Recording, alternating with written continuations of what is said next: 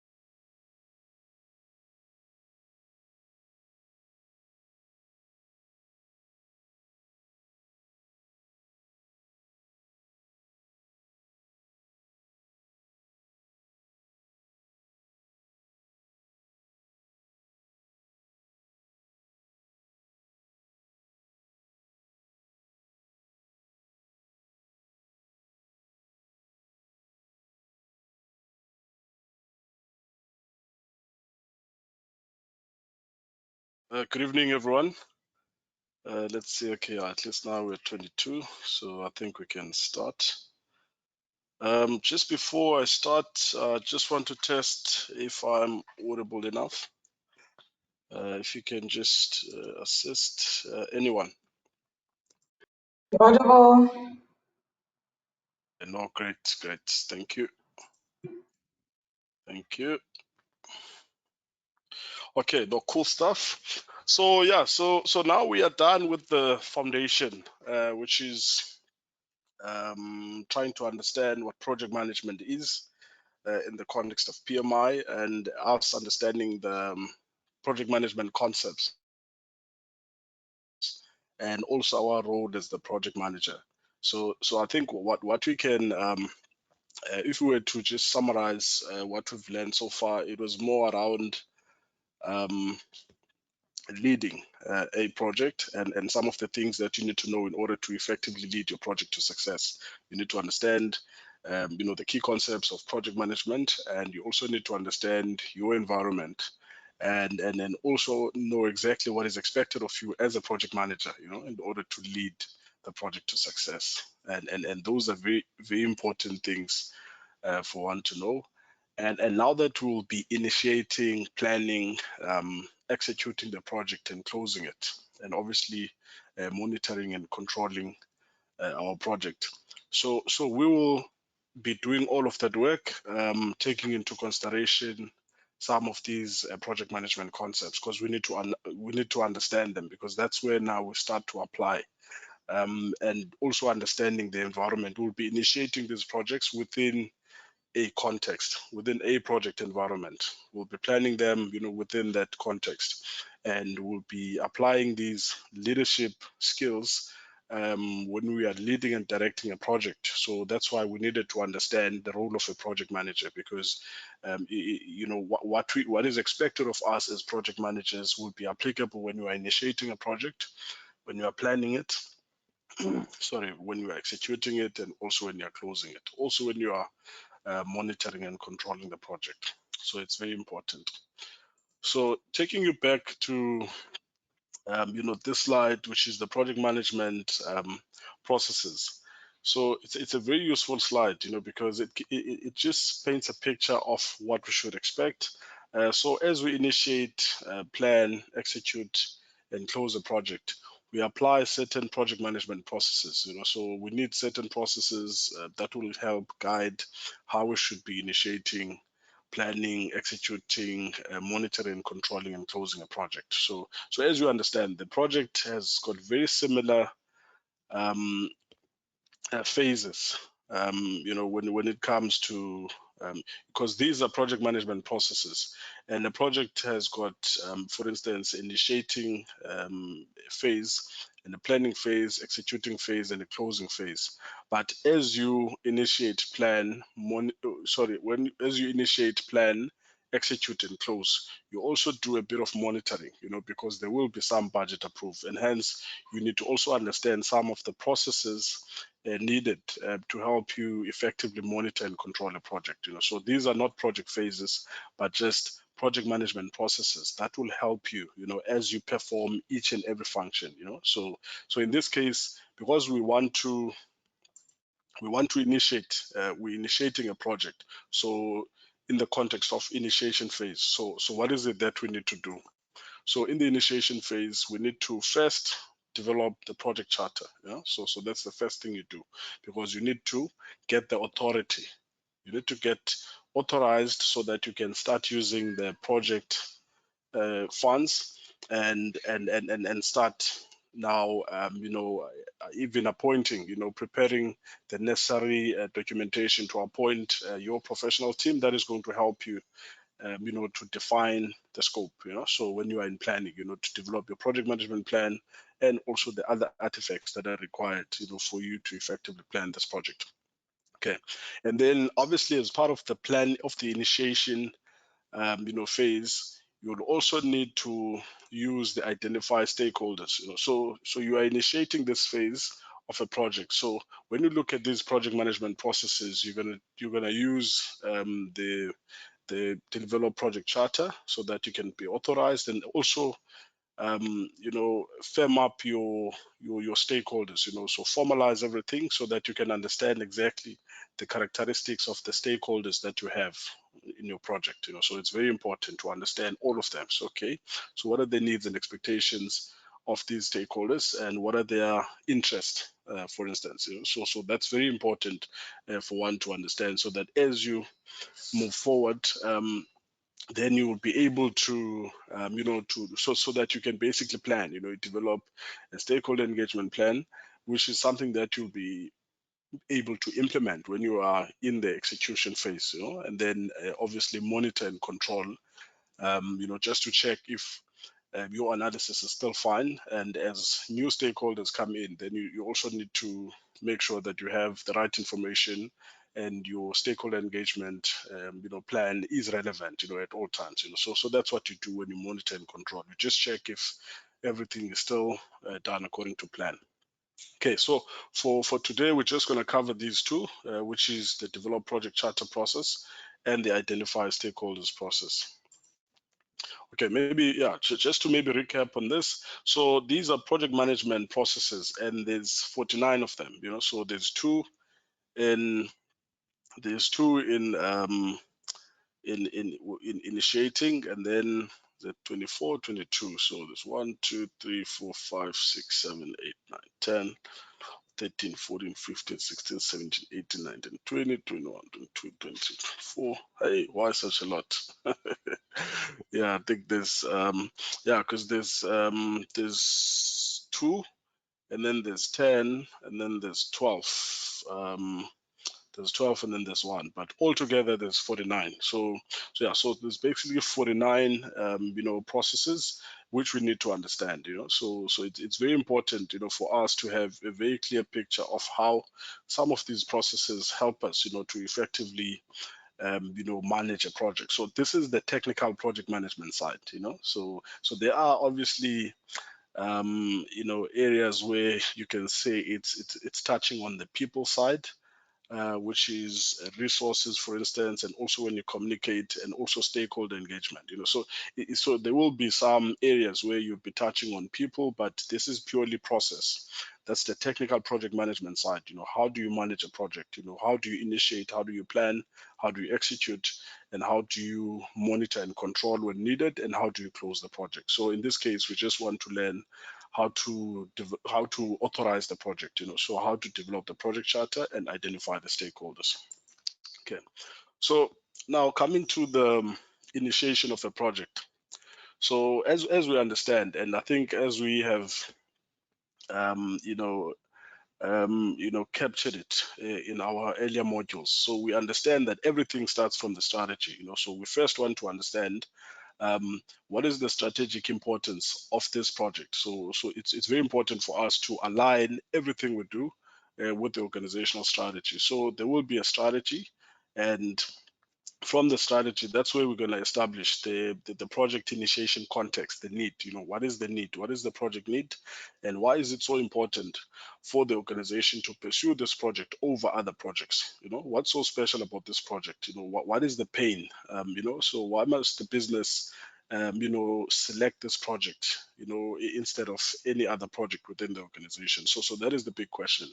And the initiation context is going to help us to understand, develop a business case and a benefit management plan. So this is still outside of the project space. Benefit management plan, those are business documents, if you recall, and the business case. So these are just inputs, into a project, for us to start working on the project or be authorized, so we need those inputs. So we're gonna get justification from the business case and the benefit management plan. So if you recall in the earlier modules, we mentioned that with the project charter, if you look at some of its contents, that's the only document, the first document that you develop as a project manager when you initiate, because you're given this, you're appointed by the sponsor. It's either the sponsor will give you a draft, or it will just be some appointment, and then you need to develop that project charter so that you can be formally appointed, because your formal appointment in the context of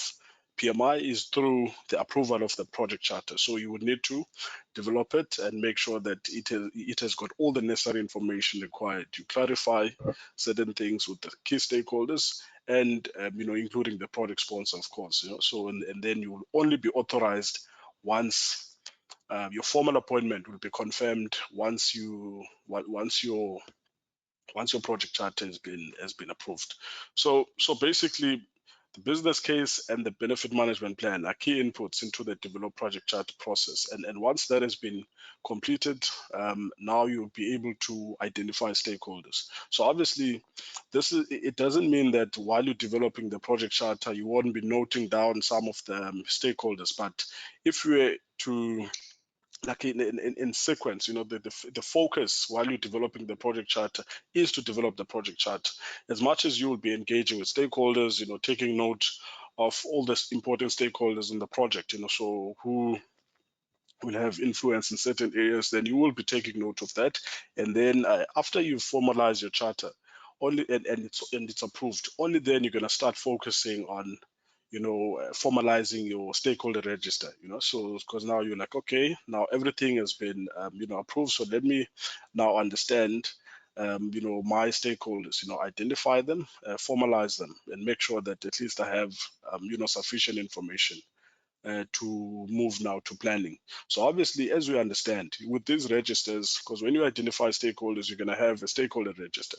So with these registers, you always update them as you get more information. For instance, during initiation, there's very few stakeholders that you'll be interacting with. As a result, once you move to planning, now your stakeholders might change. It's either they might increase, or some that were more important during planning are no longer going to be relevant. As a result, you'll have new stakeholders. Now you need to update your stakeholder register. And when you go to execution, now you're going to have new stakeholders as well. So you need to update it. It must always be relevant. At least every reporting period, you need to have the latest updated stakeholder register, so that you can, be in control, because I think understanding stakeholders is more like risk management. Because if your stakeholder, the characteristics of your stakeholder change,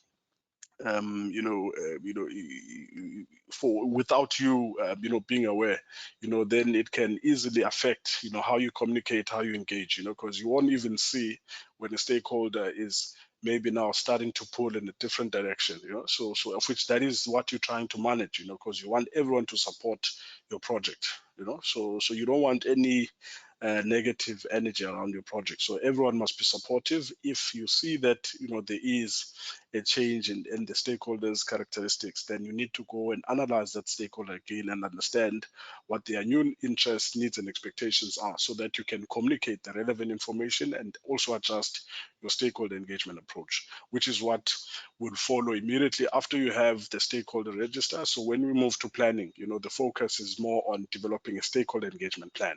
Because you see with PMI, it's more like you're doing everything by the book, and it makes life easier for everyone, because if you, for instance, here you formalize, who are the stakeholders, then you record all of the stakeholders that you know. Obviously, you don't know everyone, but you try and identify all the stakeholders using historical information and obviously what you know, and as you get engaged with the stakeholders. Next thing, now that you understand the characteristics of these stakeholders, because you've analyzed them. So now when you move to planning, what do? You need to develop a stakeholder engagement plan. So that plan is going to tell you exactly how you're going to engage those stakeholders. Now that you understand how they want to be treated and what their interest is, now you're going to develop a stakeholder engagement approach that is going to be aligned to their needs and expectations. That's all you do, and I think when it comes to this, we obviously understand this. We might not be formalizing it as PMI recommends, but it's a very important tool, that helps you to know exactly how to manage your stakeholders. So if you identify your stakeholders upfront and you know their needs and expectations, then it's easy, to be very proactive in certain things, to minimize the risk of your stakeholders, pulling in different directions other than the focus, the strategic focus of the project. Okay, so now starting with starting with the develop project charter process. So we need to understand why do we even develop this project charter. So as we established earlier, that the develop project charter process is more focused on us documenting the high-level project information, such as the project purpose, objectives, and some of the pre-approved, financial resources. So the focus is for us to formally authorize the project, to get the project approved. So that's why we have this project. The keywords is that we want to authorize this project, and some of the information that you will see on the chart is very like high level project information, the project purpose, and some of the the project objectives, the financial resources, and obviously other key areas, so that are very important, because you also want to see how the business need for the project, and also the how this project aligns with the organization's strategic objectives. The charter is that document, because it formalizes it.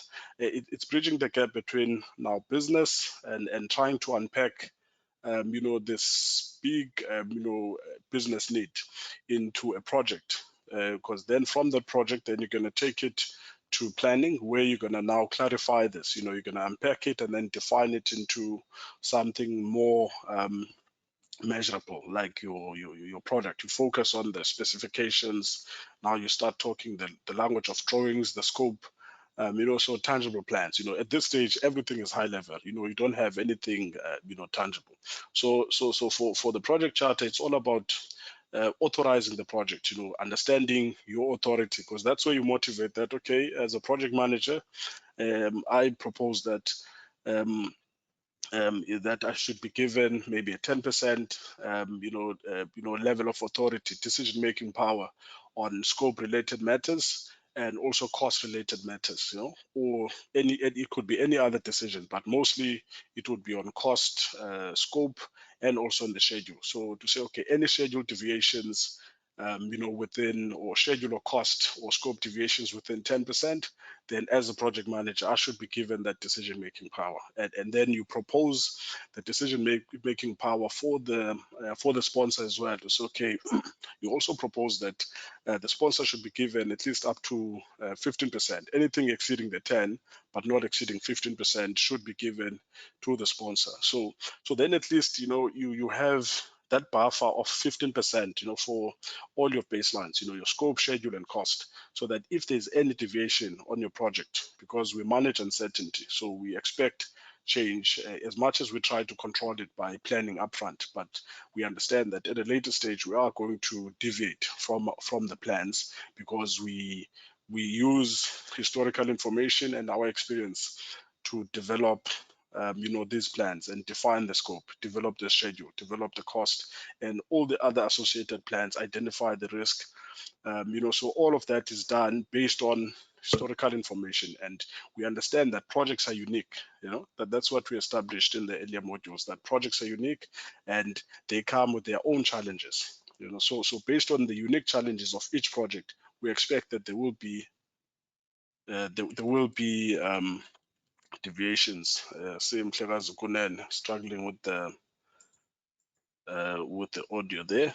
But I'm sure I'm still audible on your side. I think it's Sipo that has sent me a message. Can anyone confirm? Yeah, it's audible.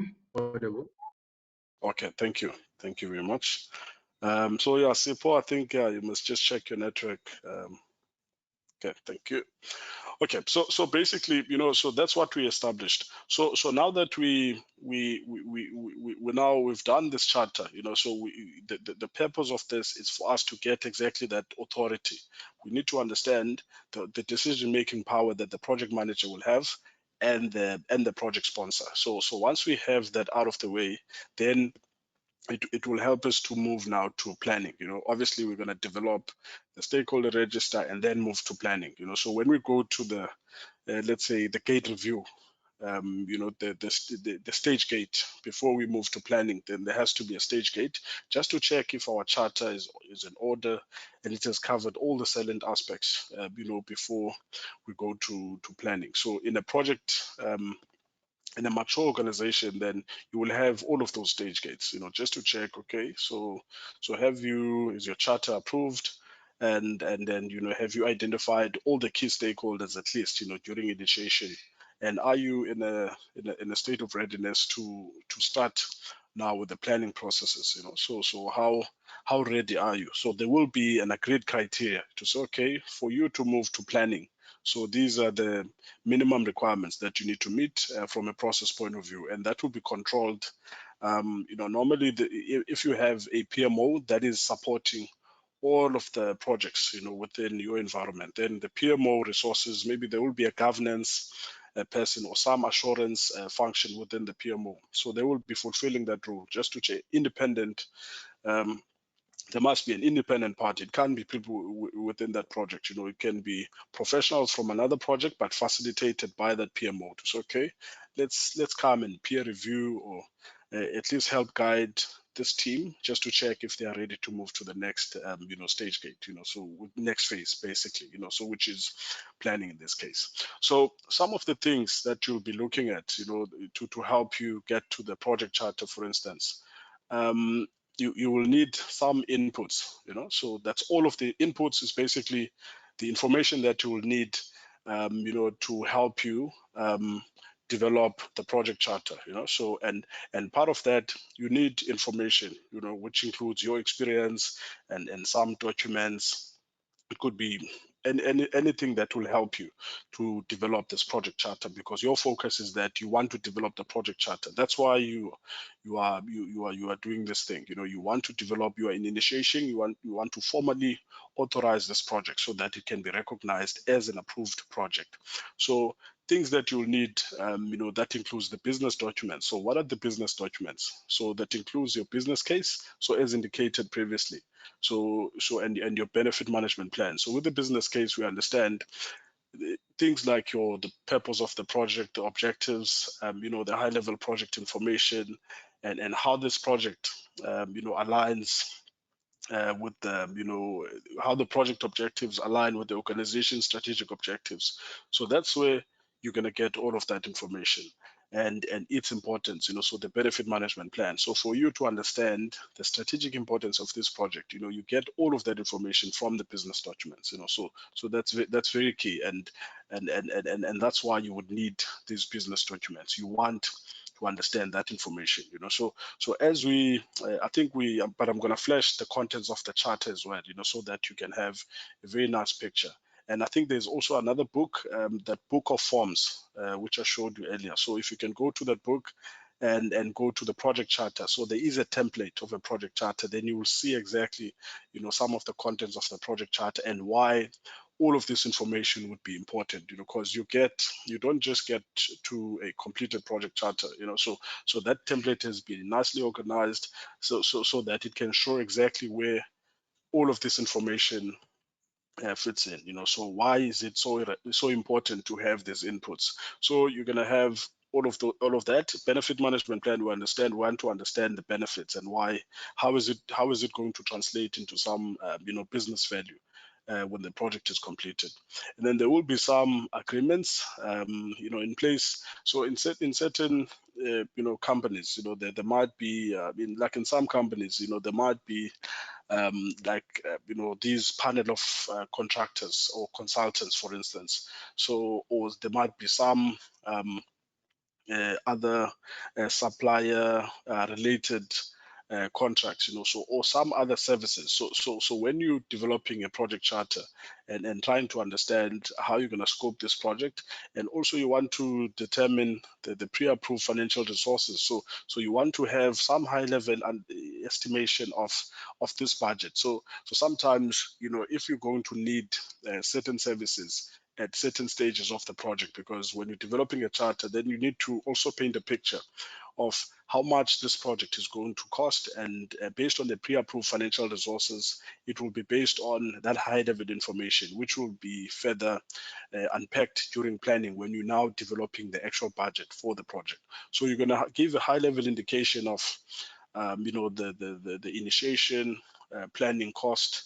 execution cost, and maybe the cost associated with closing the project. So that's why it's so important. So with agreements, you will understand some of the agreed rates, which will be relevant maybe for the duration of the project. So you need to have that high level understanding. And if there are key components, for instance, that will be, let's say it's equipment that will be purchased within that period, and there is an existing contract. So those big ticket items, mostly your long lead time, items, so you will then obviously take those into consideration to say, okay, yeah, based on this project, this is roughly how much, this project is this is the estimated amount for materials, for instance. So I know in the ESCOM environment, it's very relevant, specifically in distribution, where they buy transformers. So as you initiate a project, even if you have very little information, but the cost of a transformer and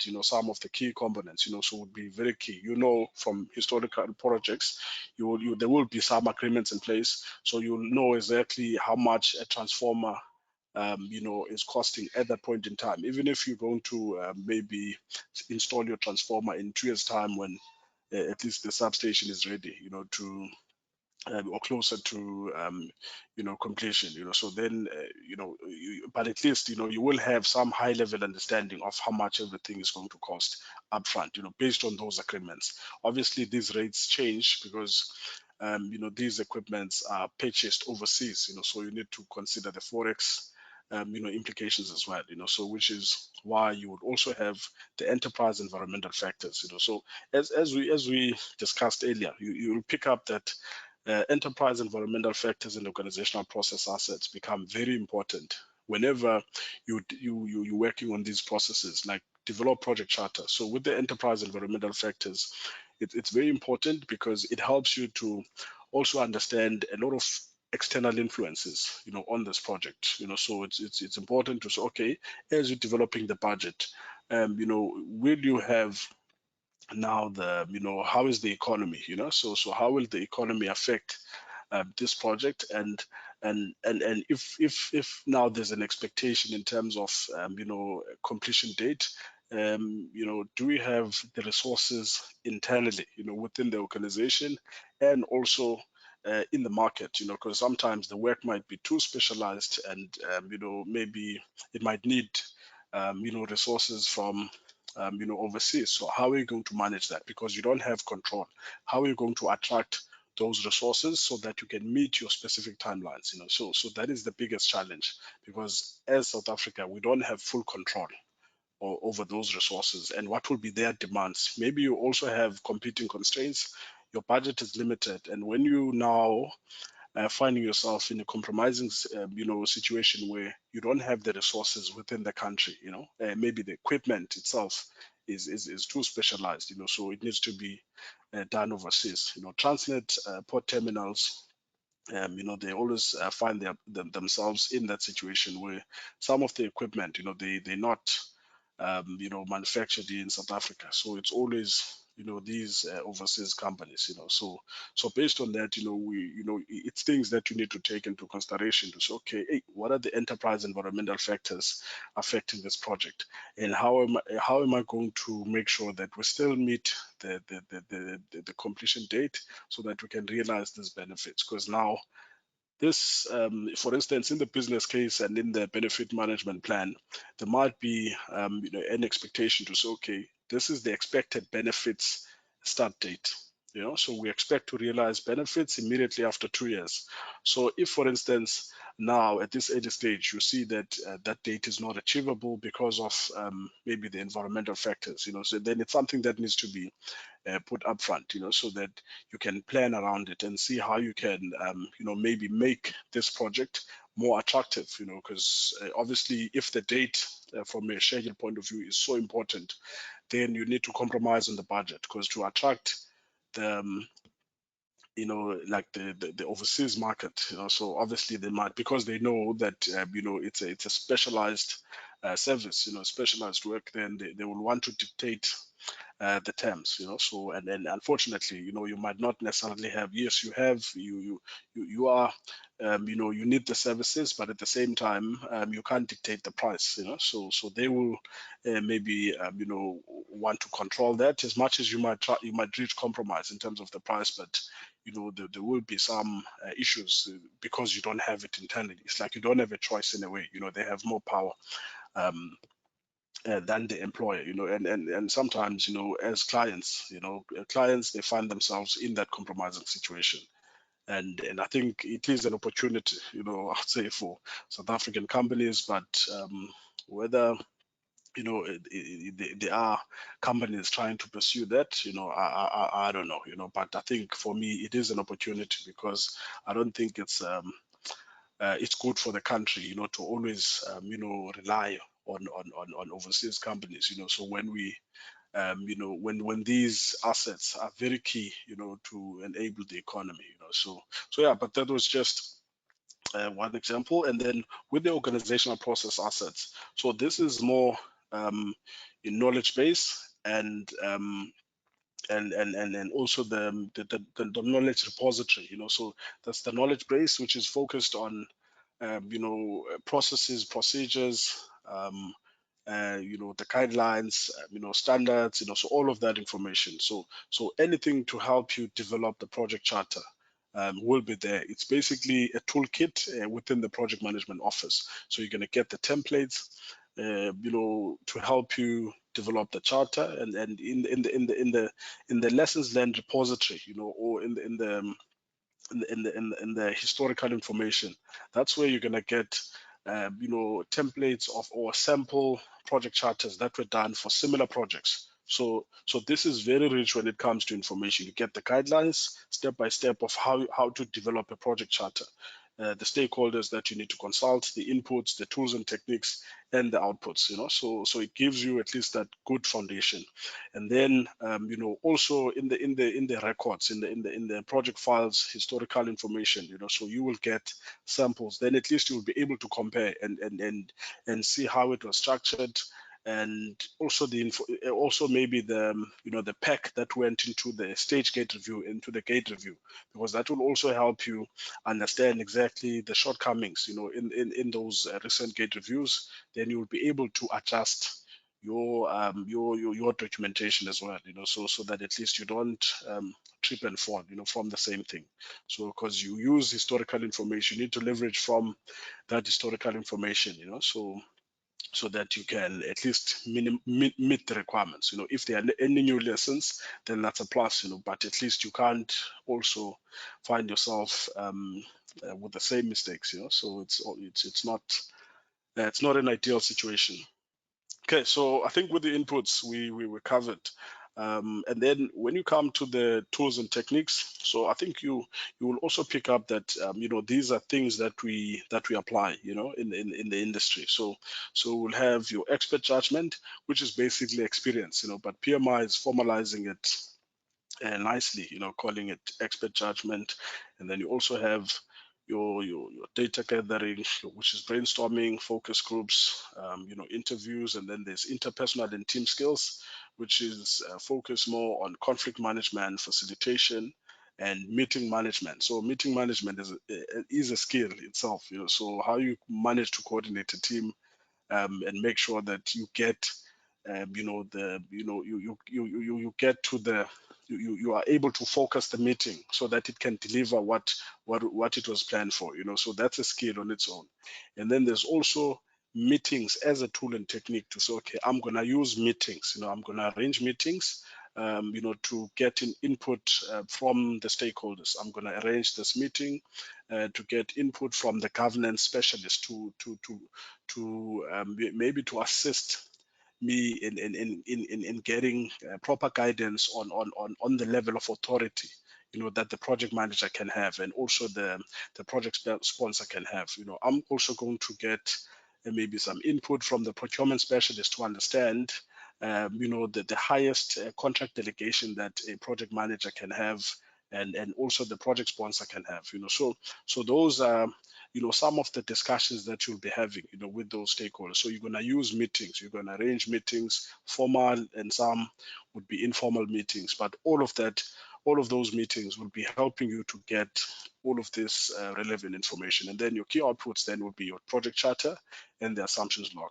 So let's just go into detail on the tools and techniques. So with expert judgment, basically, it's focused on individuals or groups with specialized knowledge. So that's just experience, so people with the right experience that understand the whole process of initiating a project, so development of the charter and some of the expert judgment.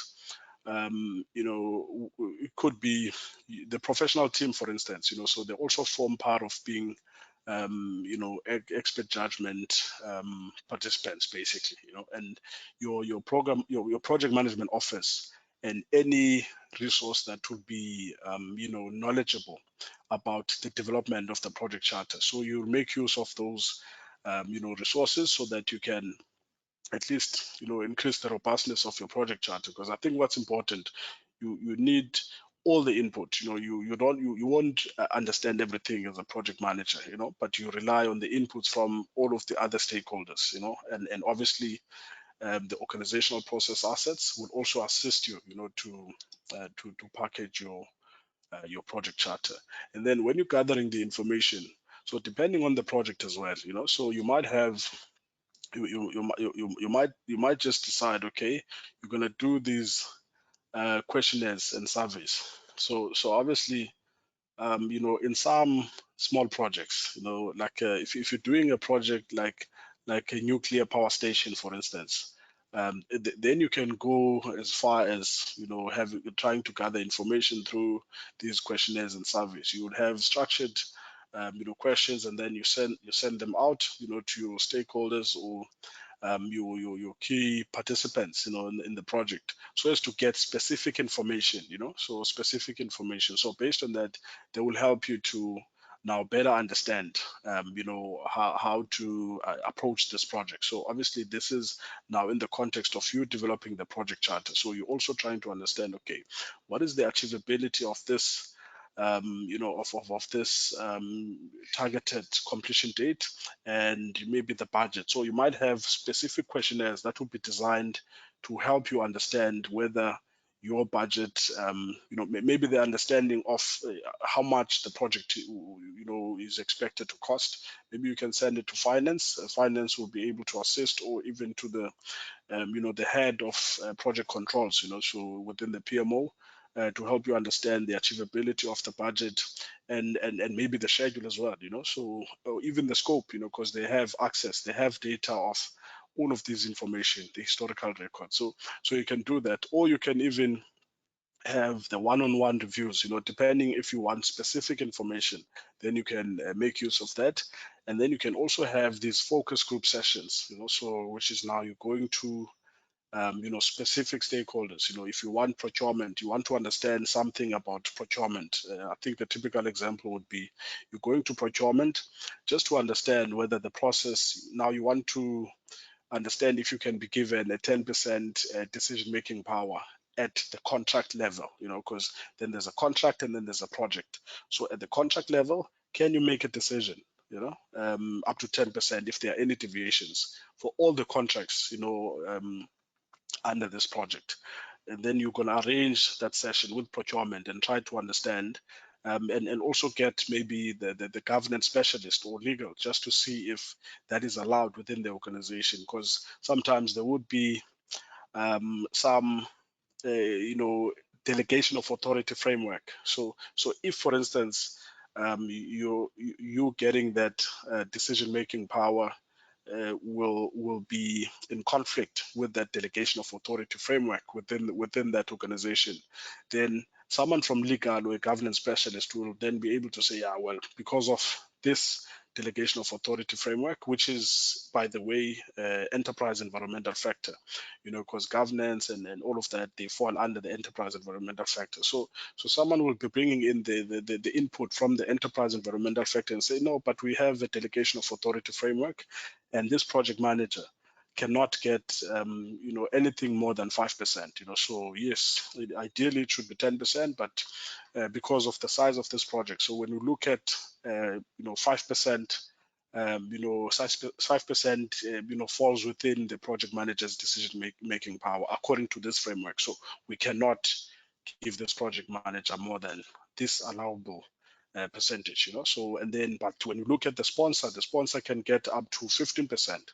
So that's where now these decisions are made around you getting the power to decide on a project. So it starts from that level. To say, okay, looking at this project, and maybe it could be other factors as well. The sensitivity. Because sometimes the authority might be taken away because it is so sensitive, and the accountability needs to be given to someone slightly higher. You might not have even any decision, even on time. So if there's any deviation, then you need to notify the sponsor to say, sponsor, there's this deviation, so I need some assistance, or I foresee that I'm going to deviate. I need some assistance so that I can get the project back on track, or I need to adjust the baseline. This is the situation. I cannot.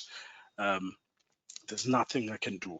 I've tried my best, but this is the situation. These are the risks, and we can't move. So basically, you will have those discussions. At the early stages, you need to get that decision, and based on the appetite, the risk appetite of that organization, then they will decide that, okay, through those focus groups, they're going to say, maybe you can be given this, but looking at the delegation of authority framework, you can't be given this decision-making power. So you're not getting nothing, you're not getting anything. So you only maybe gonna get 5% on time, but without cost implications. But anything to do with cost, it needs to be approved by the project sponsor and the steering committee. So that could be the the arrangement. But as you gather information, so you think about those things to say, okay, I need to set up a session for a particular reason. So at a project level as well, because you need contract decision-making power and the project decision-making power, because at a project level, you will have some contingency, cost and time contingency. So you need to be able to exercise your powers, so if those powers are taken away, then your sponsor would be the delegated person. And that's very important for you to include that in the charter to say, okay, what decision-making power does the project manager have and the project sponsor? Because those two people are very important, so because everyone else will have expectations, but in terms of the decision-making power, you need those. And even the approval requirements. So you can use these, even interviews and even brainstorming sessions, questionnaires with these stakeholders, trying to understand, okay, what are the approval requirements from a procurement point of view, and maybe from a capital investment point of view. So what will be expected, and what will be the change management process, so for this type of decision, so if there's a deviation of, let's say, 10%, so should that now be presented at the steerco level? So who needs to decide?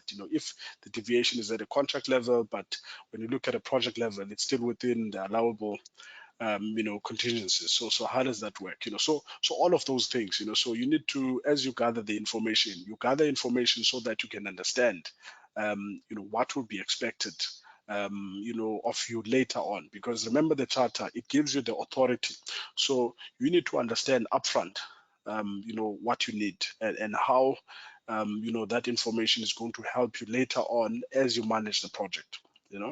That's why I was saying, we need to understand the contents. If we understand the contents of the document, then it's easy for you to align all of these inputs and the tools and techniques and the outputs. Because from the output, you look at the output to say, okay, for me to get to this output, what are the things that I'll need? And for me to apply, to use these inputs, what are the tools and techniques that I'll be applying so as to get that output? So that's the approach. And some of these things you might not be formalizing them in this way, but as an experienced project manager, you would pick up that, okay, yes, you do gather some information.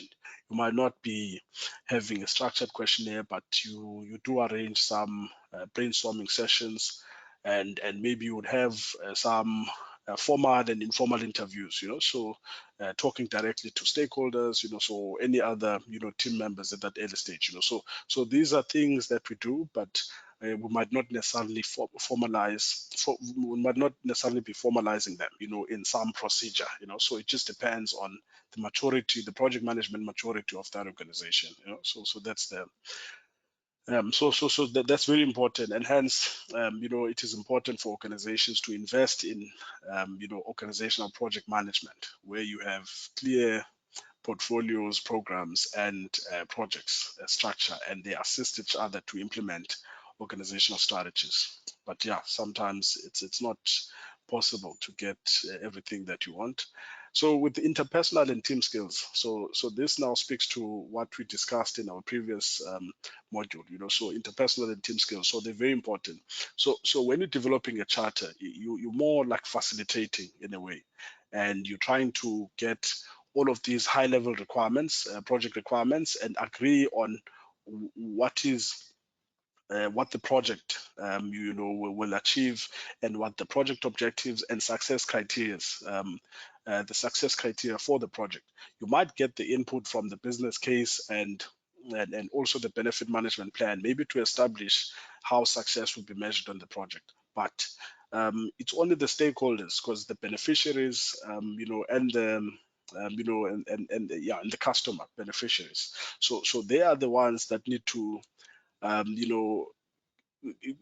share their views of what they mean by success, for instance, for them to measure the success of the project. So they need to tell you exactly, okay, so what does success mean to them, so what is it that they will be measuring, to know whether this project was successful or not, so that's what you need to understand. And obviously now there are different stakeholder groups, and the success criteria will be measuring different elements of the project, and obviously you can expect that there will be conflict, and facilitation is something that will be very key, and meeting management will be very important as well, because you need to prepare a very organized agenda that is going to help you get exactly what you need to, and obviously you need to prepare the meeting invites, preparing and sending the follow-up minutes and actions and all of that. Just that administration. You need to know exactly how you're going to, the governance associated with those meetings. So what sort of governance are you going to need? So that you get you get the outputs desired for each and every meeting. You can't just have a meeting for the sake of having a meeting. So there must be a clear purpose, and at the end of the meeting you need to be able to reflect that, okay, those objectives were achieved. So with interpersonal and team skills, so it goes with your leadership skills as well. So you need to be able to manage conflict, so because stakeholders are going to have different views, and now as you facilitate, you need to be able to effectively guide, the stakeholders, so that you get to some, common understanding, of what needs to be achieved, because, for instance, someone from finance might have a different view, because the finance is focused more on saving money, and there will be someone from project accounting at this early stage when you're developing the charter, because you need to understand, you're trying to understand as well what will be the pre-approved budget. So they also need to check in their portfolio plans just to see the provision made for this specific project, at the portfolio level. So you at the project level, you're trying to develop a budget, based on the requirements, of the unique requirements of this project. Because at portfolio level, it was just high level. So now you're trying to get to the nut and bolt detail, but obviously still high level, because it's still a charter stage. You don't have much detail. You just have the high level requirements. So someone from finance will try to protect the budget, because their KPI is measured on controlling the budget, making sure that there are no budget deviations. And then you have maintenance or operations that are going to utilize this completed product. So obviously for them, their KPI is more on reducing maybe the cost of maintenance, and maybe performing faster. So all of those things, having a more reliable asset that is going to last longer, because their KPIs is more about asset care and maybe utilizing the asset, to achieve certain targets for the organization. So now they will always want to over design and get the latest technology and then all of those things, anything that can help them to reduce maybe their cost of operating or even maintenance. So now there's conflict, right? Because there's finance trying to protect the budget, and then there's operations or maintenance trying to get the best solution, out of this project. So now when you are trying to get a common view on what the budget estimate should be, so if finance sees that it's going to be slightly more than what that what is already budgeted for, then there's going to be conflict. So that's why now you need to understand that upfront, as a project manager, and be able to facilitate and manage that conflict so that stakeholders can be aligned. So of which in meetings again, I think we also established that we will have different meetings. So we're going to have these facilitation workshops, maybe small groups. It could be formal or informal meetings, but meeting just by having meetings, understanding that, okay, for me to to get all of the required information, then I need to talk to this specific group, that group, and that group, and then maybe have maybe a final meeting where I'll be consolidating all the views, now to maybe to review the draft charter, with all the stakeholders, so meetings then become part of the tools and techniques that you will use, in order to develop your charter. So let's look at the contents of this charter. Again, it's something that we've seen.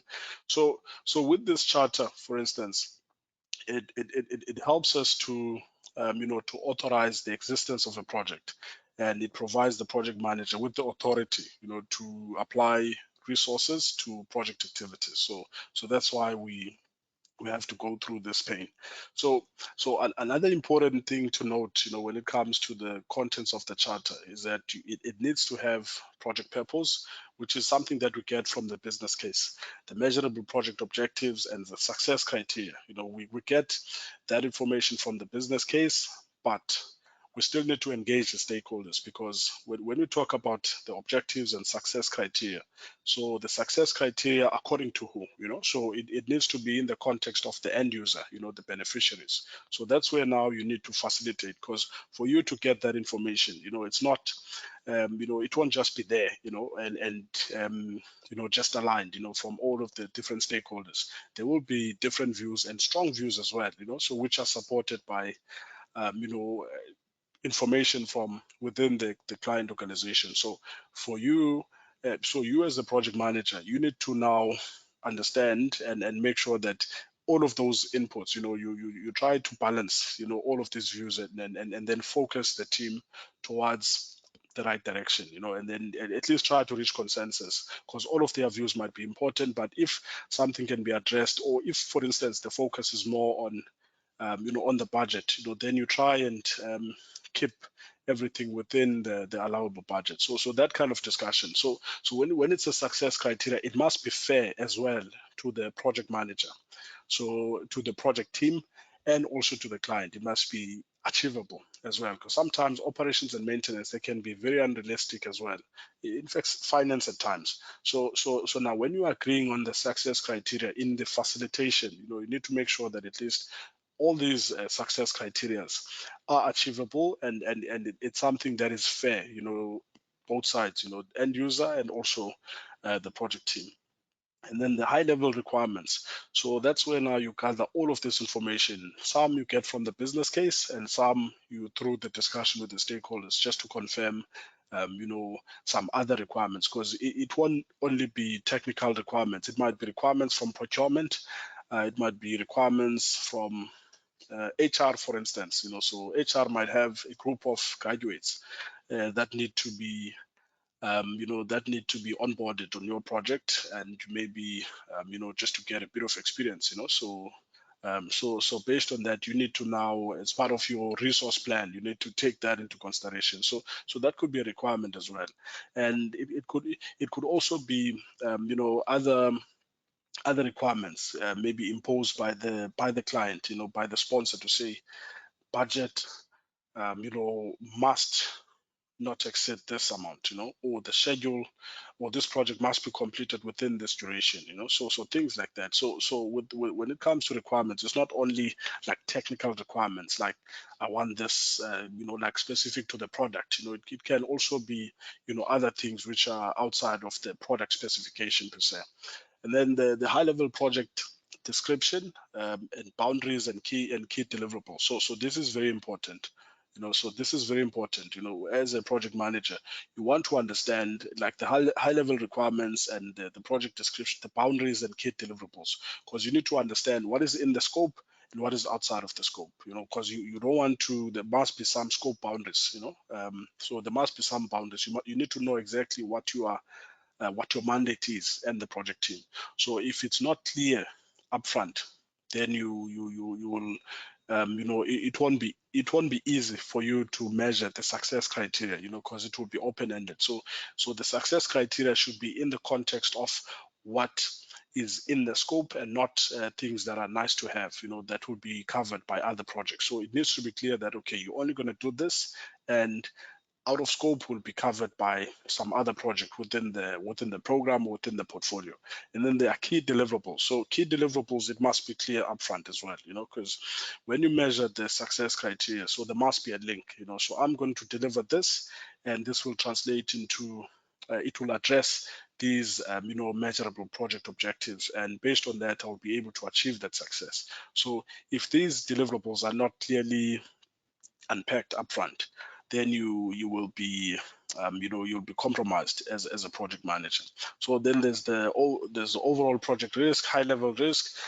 This information then is at least this is info that you get from historical information, and based on you understanding the environment, and maybe as you gather information and you brainstorming, and you're going through some of the environmental factors that can affect this project. So you get that information, so understand, okay, these are the likely risks based on this type of project working in this municipality. There's this tendency, we have these types of stakeholders, so they tend to want to influence certain things, and that can pose a risk to the project. So we need to be very alert when it comes to that. And the milestone schedule, of which you will have that as well, based on what the stakeholders have agreed on, the pre-approved financial resources. So based on, again, on your estimation, high-level estimation, you need to agree on that. And for you to get to the figure, because you're going to have pre-approved financial resources, 20 million, for instance, So for you to get to that 20 million, you have to go through the process, understand, you use the inputs and apply the tools and techniques so that you can get to that. It won't just come. You need to engage. What said, you need to have meetings, you need to gather certain information, you need to use the organizational process assets, so the lessons learned and some of the useful procedures, from the knowledge, from the knowledge base, and also from previous previous projects, so that's where you get all of this information. And then you need to align with the stakeholders just to check if this will be within the approved budget at a portfolio level, so is it within, or do we need to motivate now to adjust the portfolio budget, so through, or is this accepted, and now what is the next step, so what needs to happen, so because for this project to be to move forward, it needs to be, the budget needs to be accommodated at a portfolio level. Maybe some other project will need to be deferred or budget reduced so that this one can be prioritized if it is that important. So things like that.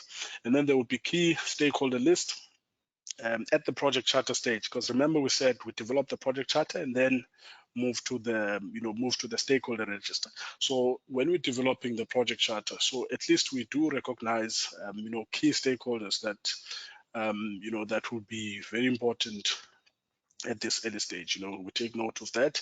And then there's the project approval requirements. Very important. You need to understand some of the approval requirements, procurement related at contract level, procurement related, and then investment level, when it comes to the budget. So who's going to approve the budget? And when it comes to signing off of completed work, completed deliverables. So who will be signing off? Who will be accepting? So who is the delegated person, from the end user side? So when we now want to confirm practical completion and so forth, so who will be signing? From the customer to accept that, okay, I'm happy with this. Those things need to be clarified upfront. Project approval requirements. So very important. And then the project exit criteria. So from a governance point of view, it's so important to have a very clear understanding upfront. And as a project manager, it protects you as well.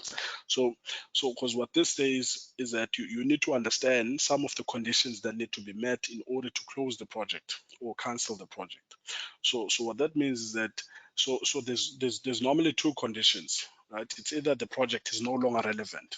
So we are pursuing this, and now what you are trying to address is no longer there. So what's the point of continuing with the project? Then you need to propose or recommend closure of that project as a project manager, because you understand, those conditions are stated upfront. You say, okay, I'm only going to pursue this project only when it is relevant, or if it's not, then I need to close it. And I'm also going to exit when I've met the project objectives. That is the other condition to say, okay, I need to meet the project objectives. Then that's when I'll be satisfying the conditions to close this project. Or this project, if it's confirmed that from a business need point of view, it's no longer there, or strategic opportunity is no longer there, then what's the point of investing in such a project? Then you need to close it. So that's what you need to capture upfront. So all these things upfront, and from a governance point of view, this is very important. Because you as a project manager, it gives you some authority, to say, okay, this is what I propose. And if the sponsor and the steering committees are saying, well, let's still pursue it, so we'll find other opportunities for this project, then at least, so it will be recorded at the committee level, and either the sponsor, responding back to say, okay, well, your recommendation is not supported because of this and that, and it might be good reasons for the organization, but what is important is that you have sensitize the organization of the importance of closing this project, because it is no longer going to address, okay, in fact, the problem that was there, the business need is no longer there, so what's the point? So it must be closed unless there is some other business need.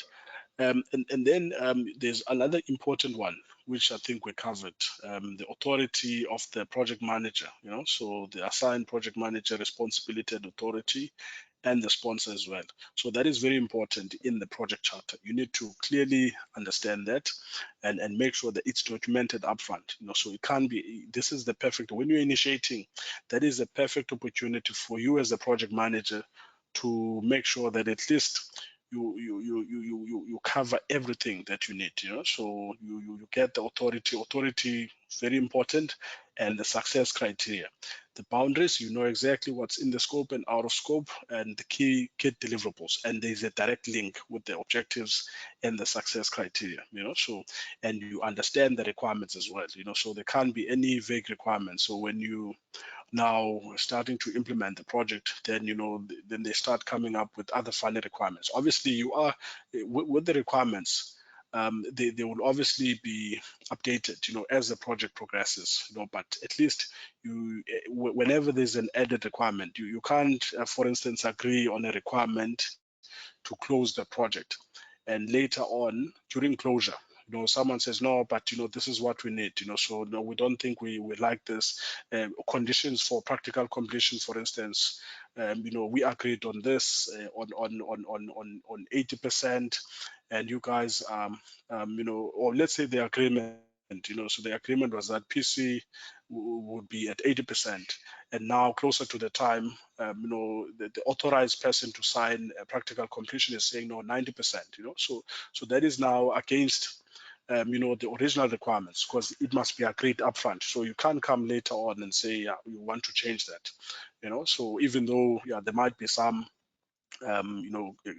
situation leading to that, but I think that the key message is that when you agree on these requirements upfront, then you are able to manage your contract and your project later on during implementation, because this is your ticket, to protect yourself. And then now coming to the to the other project charter outputs. So as part of the project charter development process, then you'll also develop the assumptions log.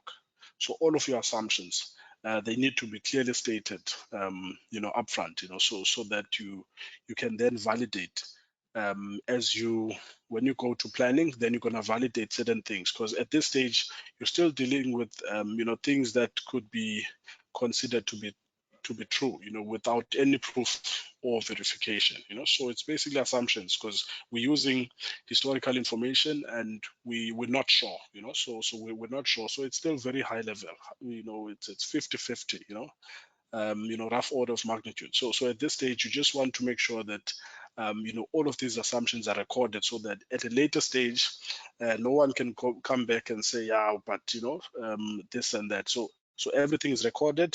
If you say the project is going to take 2 years, it is based on this and that.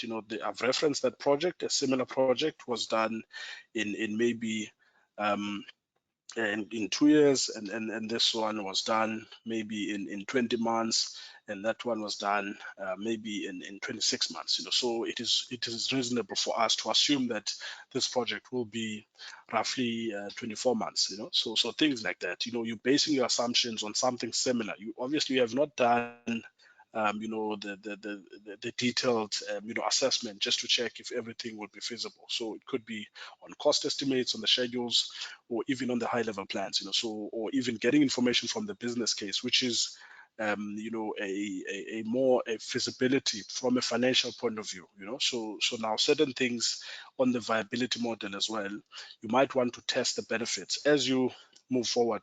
In the business case, they might say, this is the projected business value. These are the returns that will be expected from this project once it's completed. So those are assumptions, right? Based on the feasibility study that will be done at that point in time for the project to be initiated. But as you move, as you progress with the project, then you would want to go back just to check if this justification is still relevant. You look at the numbers to say, okay, is that opportunity still there, and are the projections still relevant? Is the demand still the same? Are we still chasing the same numbers? Because now you're trying to validate those assumptions. Are they still true? Are they true?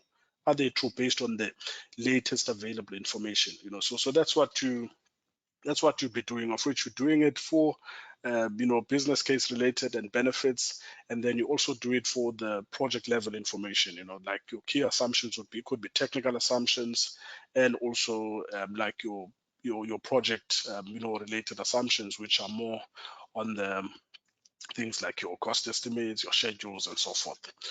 So yeah, I think this is a perfect time for us to reflect, because I think this is very important. Project charter development, is very important. I'm not sure how the other organizations, initiate projects, and project charter is very key. Maybe you could be using something different, but I think even if the document is not called the project charter, it might be more or less, similar, to what PMI prescribes. So I think let me go back to the project charter contents. So maybe let me start with you, Ngcobo, from your side. So how do you guys initiate projects? So what is so key? If you can just share high level, so some of the key things that are so important that you want to iron out upfront before you can move to planning.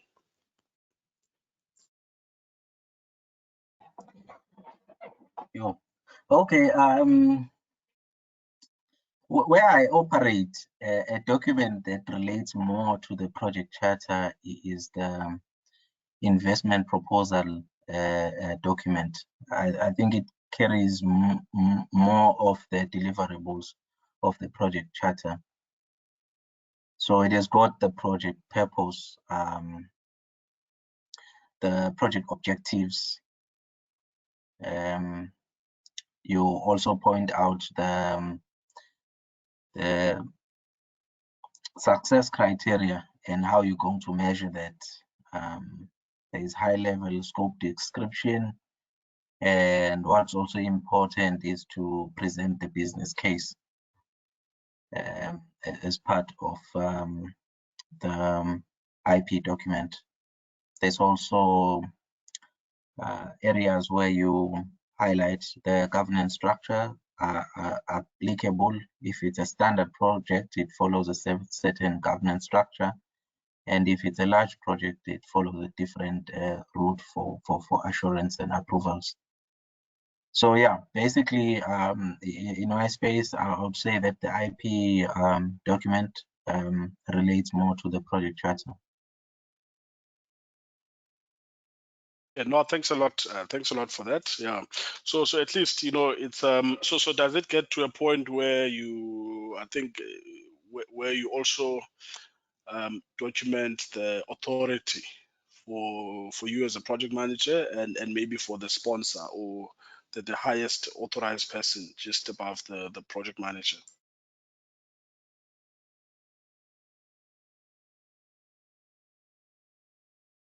To a certain degree, it does. It gives, you have to tabulate the approval authorities above you, both commercial and technical. There are some technical authorities that must also review and approve the scope and so forth. So yeah, to a certain degree it does. No, great stuff, great stuff. I think that's very important as well. And things like your success criteria, you know, maybe project objectives and success criteria. So how do you manage that? So is it something that becomes an input into the project, but who decides on that? And how do you get involved as a project manager in your environment? Yeah, well, success criteria in a petrochem environment leans on a variety of things.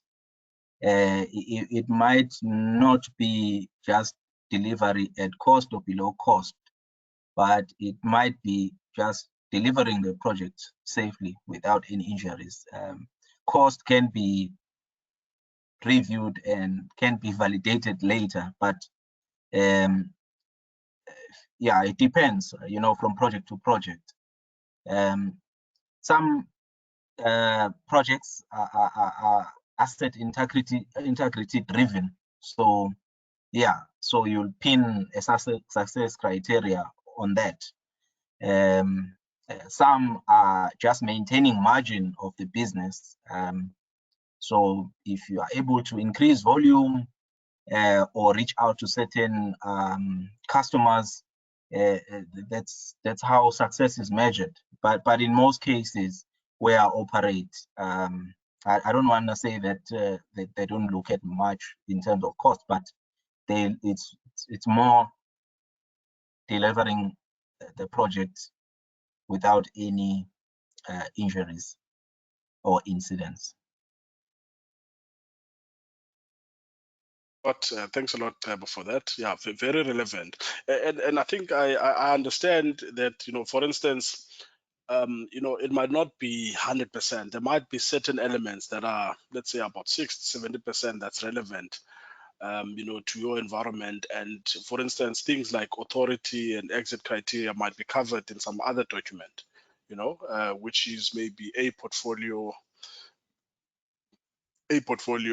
document. Sorry about that.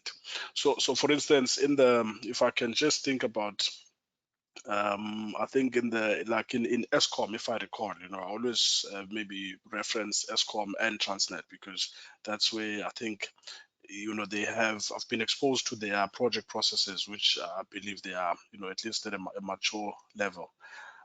So with ESCOM, for the ESCOM distribution, I think they had some appointment letter, you know, so which was not the charter. So you as a project manager, you were appointed using some letter, and then you would develop your project charters afterwards, you know, of which the charter wouldn't necessarily have you know, all of these things, you know, so the exit criterias, and maybe the the authority of you as a project manager and the sponsor. So you wouldn't have this, and even the exit criterias, and maybe you will have the approval requirements, but like these wouldn't necessarily be there, because there was a general understanding at a portfolio level.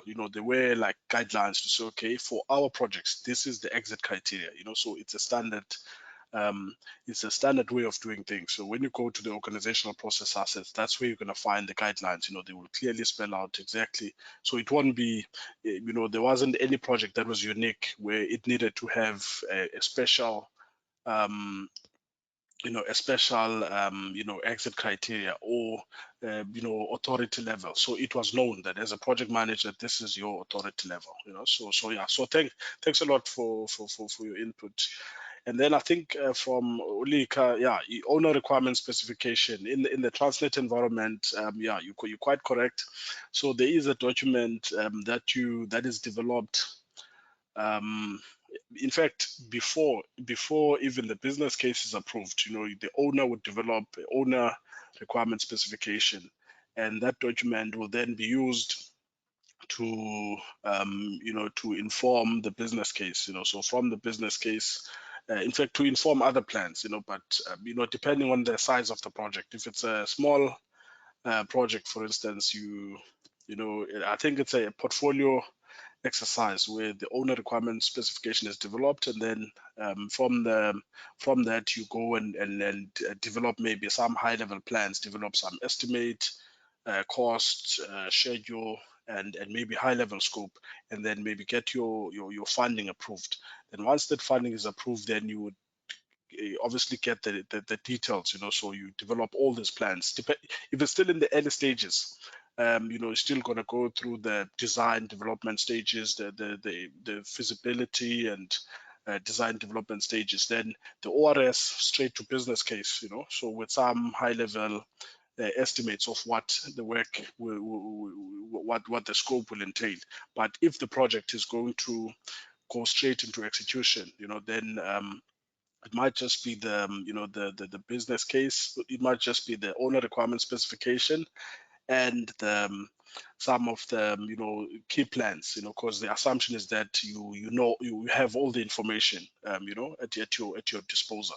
So you have all of this information. So what you're going to do, you just develop your cost estimate, your schedule, and your scope, and then obviously supported by the project charter, which needs to be signed by the sponsor, and the sponsor would normally be someone from operations, or maintenance, the head of maintenance or operations, depending if the project is a maintenance, it's an equipment related project, then then it will be signed by operations because operator is owning these plants, so the chief engineers would then just be supporting. So you table all of that. Once the business case is approved, then now you need to look at your ORS again, get it signed off based on the approved figures by the steering committees. But what is interesting in terms of appointment, so even though this ORS would be signed before business case is approved, then after the business case is approved, sorry, then it's only then that the project will be recognized. So from the business case, the project will be recognized, and you'll be given.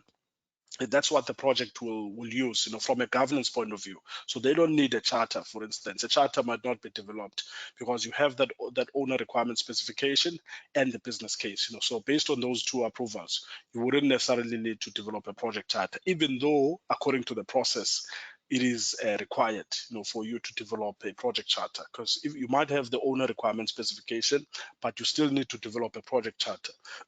But because governance, is not so strict, so it's not like you're not gonna start the other processes because you don't have a project charter. So it differs again from organization to organization. But I think what I'm liking is that at least we are able to, at least identify some documents that are used in our environments, which might, align to the project charter according to PMI. And I think there's, I think from most specific, a project initiation document. Yeah, It serves as a project charter in rural development. Yeah, very correct. Yeah, I think it's something similar. I think I've seen something like that. Very similar. So yeah, I think if we look at this, it's just that now from a PMI point of view, I think project brief as well, but very relevant. So with the project brief as well, it's all of those documents. They might have this, but you find that sometimes maybe to authorize, so the authority, because the project charter is an authority document. So if these documents that we're talking about, don't give you that authority, it doesn't mean there might be some other document, that is recognized by the organization according to their processes, so because it's all about the processes. If the organization has got a certain way of doing things from a governance point of view, then you will stick to that governance, so you're not gonna now change it. So the charter might be there to formalize certain things, but for authority, you might be appointed using some other document.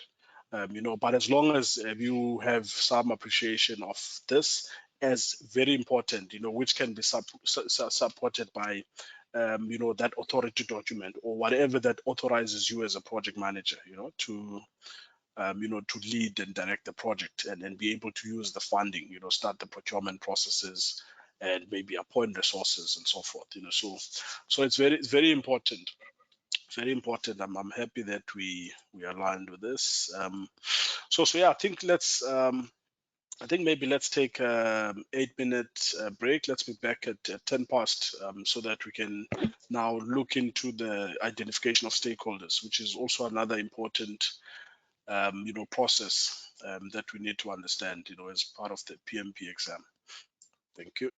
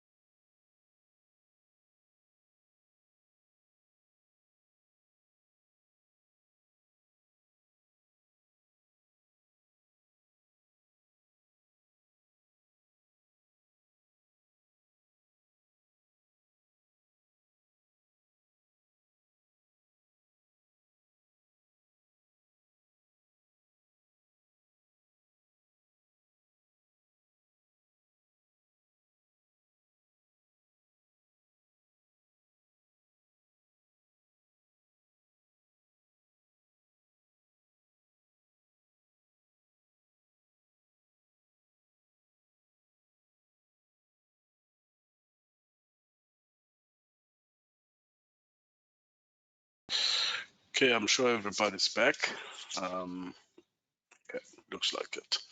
Okay, so when it comes to the identification of stakeholders, our focus is more on making sure that we identify these project stakeholders and we analyze and document relevant information that will help us to understand their interests, their involvement, and some of the interdependencies and the influence that they have and the potential impact on the project success, because what we're trying to do is just to look at the project objectives and what we're trying to achieve and see how these different stakeholder groups can positively or negatively impact the project success. So that's what we're doing.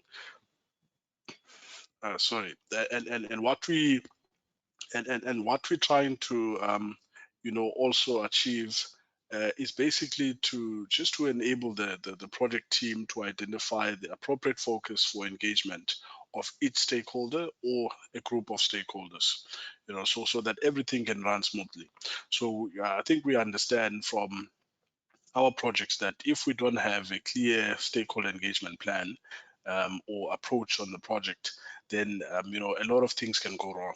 So it's very important to understand all of these stakeholders upfront so that we can have a very clear way of approaching them and minimize any impact on the project. Okay, so looking at these inputs, tools, and techniques.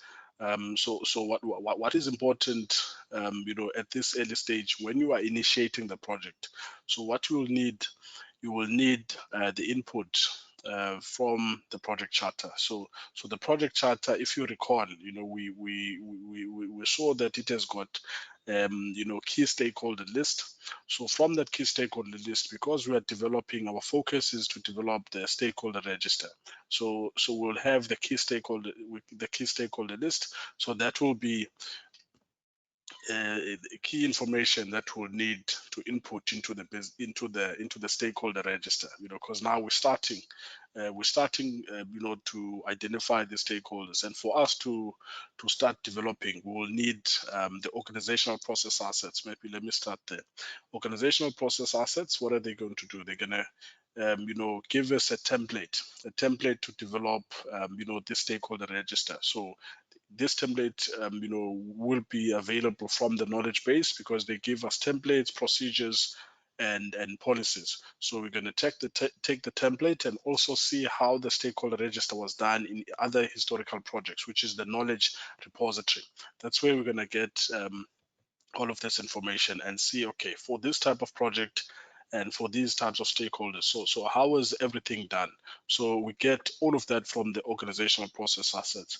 So now we have this template, so we're going to need the project charter, extract some information from the the key stakeholder list, and then the business documents, which is the business case and the benefit management plan. So in the business case, we get to understand who the portfolio managers are and who are the key stakeholders that are involved in the business case development, like your business analyst and your maybe the approval committees that are associated with that, maybe stakeholders even at that will be influential, in some of the key decisions on the project. So we get all of that from the business document. The benefit management plan, we also get to understand who the beneficiaries are. So we need to make sure that we understand what their needs and expectations are, and how they're going to influence the success of the project. So we need to, because the names will be there, who will be tracking the benefits, who will be benefiting from this project. So we include their names there.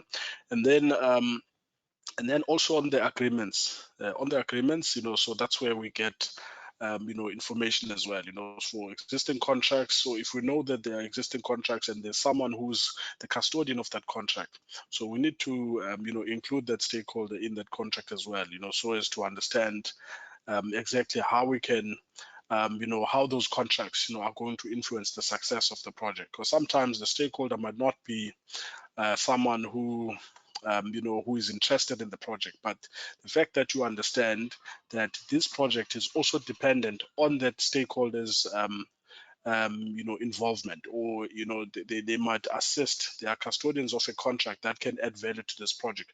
So you need to make sure that that stakeholder is also part of your identified project stakeholders, because you understand for your project to succeed, you rely on the contract. Some of those contracts you will need some resources, so you need to understand exactly how to engage that stakeholder in order to get access to those resources. And then there's also the enterprise environmental factors. So with the enterprise environmental factors, it helps you to understand as well, some of the the external stakeholders. For external stakeholders, for instance, you would need to know, okay, looking outside of your organization and what's happening around, like in other organizations, things like these business forums. So it's something that is affecting, most of the organizations that are implementing projects. So as part of the enterprise environmental factors, that's how you're going to understand the latest challenges in the economy and some of the things that you need to consider when identifying stakeholders. So it will be very important for you to take note of that and include all of those stakeholders into your project. And if you'll be maybe also needing some guidance, from Treasury or any other externals, or maybe CIDP as well. So you might want to identify some of the key stakeholders, but with CIDP, you might be liaising, with those stakeholders via the procurement resource. So if you have a procurement stakeholder internally, then that stakeholder will be your go-to person when you want any CIDP related stuff. So just depending as well on the type of project and what would be expected. So anything that will help you achieve project success, so you will make sure that at least you have all of those stakeholders, so that will influence, the desired project success.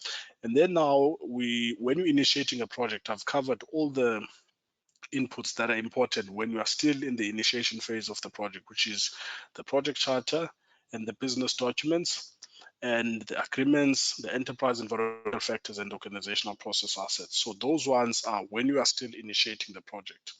And now you get the project management plan and the project documents. So these two inputs are only relevant when you are in execution, because at this early stage you don't have a project management plan, so you're still in the initiation phase of the project. So you don't have a project management plan and you don't have these project documents. So at this early stage you wouldn't need it. But when you are, because this is a process, it just knows that, okay, if there is a need for me to identify stakeholders, what are the things that I need to do, of which you might be identifying stakeholders while you are in the planning phase, which is now you're updating an existing stakeholder register. Or when you are in execution, when you when maintaining your stakeholder register, basically you will go through the same process. So when you're in execution, then the story is different. You will still use your charter, your business document, and your project management plan, because it will be there. You will have your communication management plan, your stakeholder engagement plan, all of these project documents as well. But at this early stage, so you're not going to, if you are in the initiation phase, then you will not have, these, you not have these documents, project management plan and project documents. So that's why, I left them out. So it's only when you are in the execution, phase. Like later on, when your project management plan and project documents are approved. And then with the tools and techniques, then you will have your expert judgment, gather information, you analyze the information, very important, stakeholder analysis being the most important, and obviously document analysis, which is also part of the analysis process. And then data representation, very key, where you map your stakeholders, stakeholder mapping to understand, the different quadrants, each stakeholder group would be falling under, and then meetings, so meetings is also another way of understanding your stakeholders.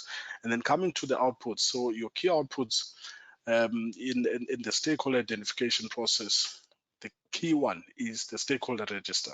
So that's your key output, and then all these others only become relevant when you are in execution. At this early stage, if you are in the initiation phase of a project, you will only have the stakeholder register. But then when you are in execution, then there will be some change requests, project management plan updates, because sometimes when the stakeholders are new. They will come with their new, needs and expectations, and now you would need to align their needs and expectations so that you can manage, their expectations. So that's what is important. As a result, you might need to update. They might influence updates to your requirements management plans, communication plans, risk, stakeholder, which is things that we're going to touch on, later on. So I think what we need to understand at this early stage, we are initiating a project, and what is important is that for us to to initiate this project, we need the stakeholder register, and that's what we're going to get as part of this process. And the inputs that we need, that's the project charter, because we have that, the project documents, because we have that, the agreements, the enterprise environmental factors, because we need to understand what's happening outside of the organization and also inside but outside of the project, and also the organizational process assets. What are the organizational process assets? That's the historical information, your project files, and also some of the processes and procedures that are available to guide us on how to identify stakeholders, step-by-step procedure. This is how you do it. You need this, you need that. And the templates from the knowledge base, they're going to help you with a template, risk register, stakeholder register template, so which will help you to understand what to fill in, and and so forth, so there is a template. So again, in that book of forms, there is a book where I said it has all these templates. You just need to go through that book so that you can see how a stakeholder register looks like, in the context of PMI, because it needs to cover the needs and expectations of the stakeholders, because that's what will help you understand, how to, like with the analysis, because when you analyze stakeholders, you analyze based on the inputs from that stakeholder register. So when you look at it, then you will be able to make sense of how you would analyze your stakeholders, in a typical project. Okay, so now going to the tools and techniques. So with these tools and techniques, if you go to the detail, so it's very much similar when it comes to expert judgment. I think we're going to pick up a trend. So with expert judgment, it's the same principle. So you need some experienced professionals or stakeholders that will help you in this process of identifying stakeholders. In some big projects or established organizations, they would even go as far as appointing a communication specialist, that will help facilitate the whole process of identifying stakeholders, and just making sure that at least you don't leave out any stakeholder group that can potentially impact the project objectives. I know in the program that we were running, 20-year program, so we had to appoint a stakeholder and communication specialist, because the level of stakeholder engagement, so it was going all the way to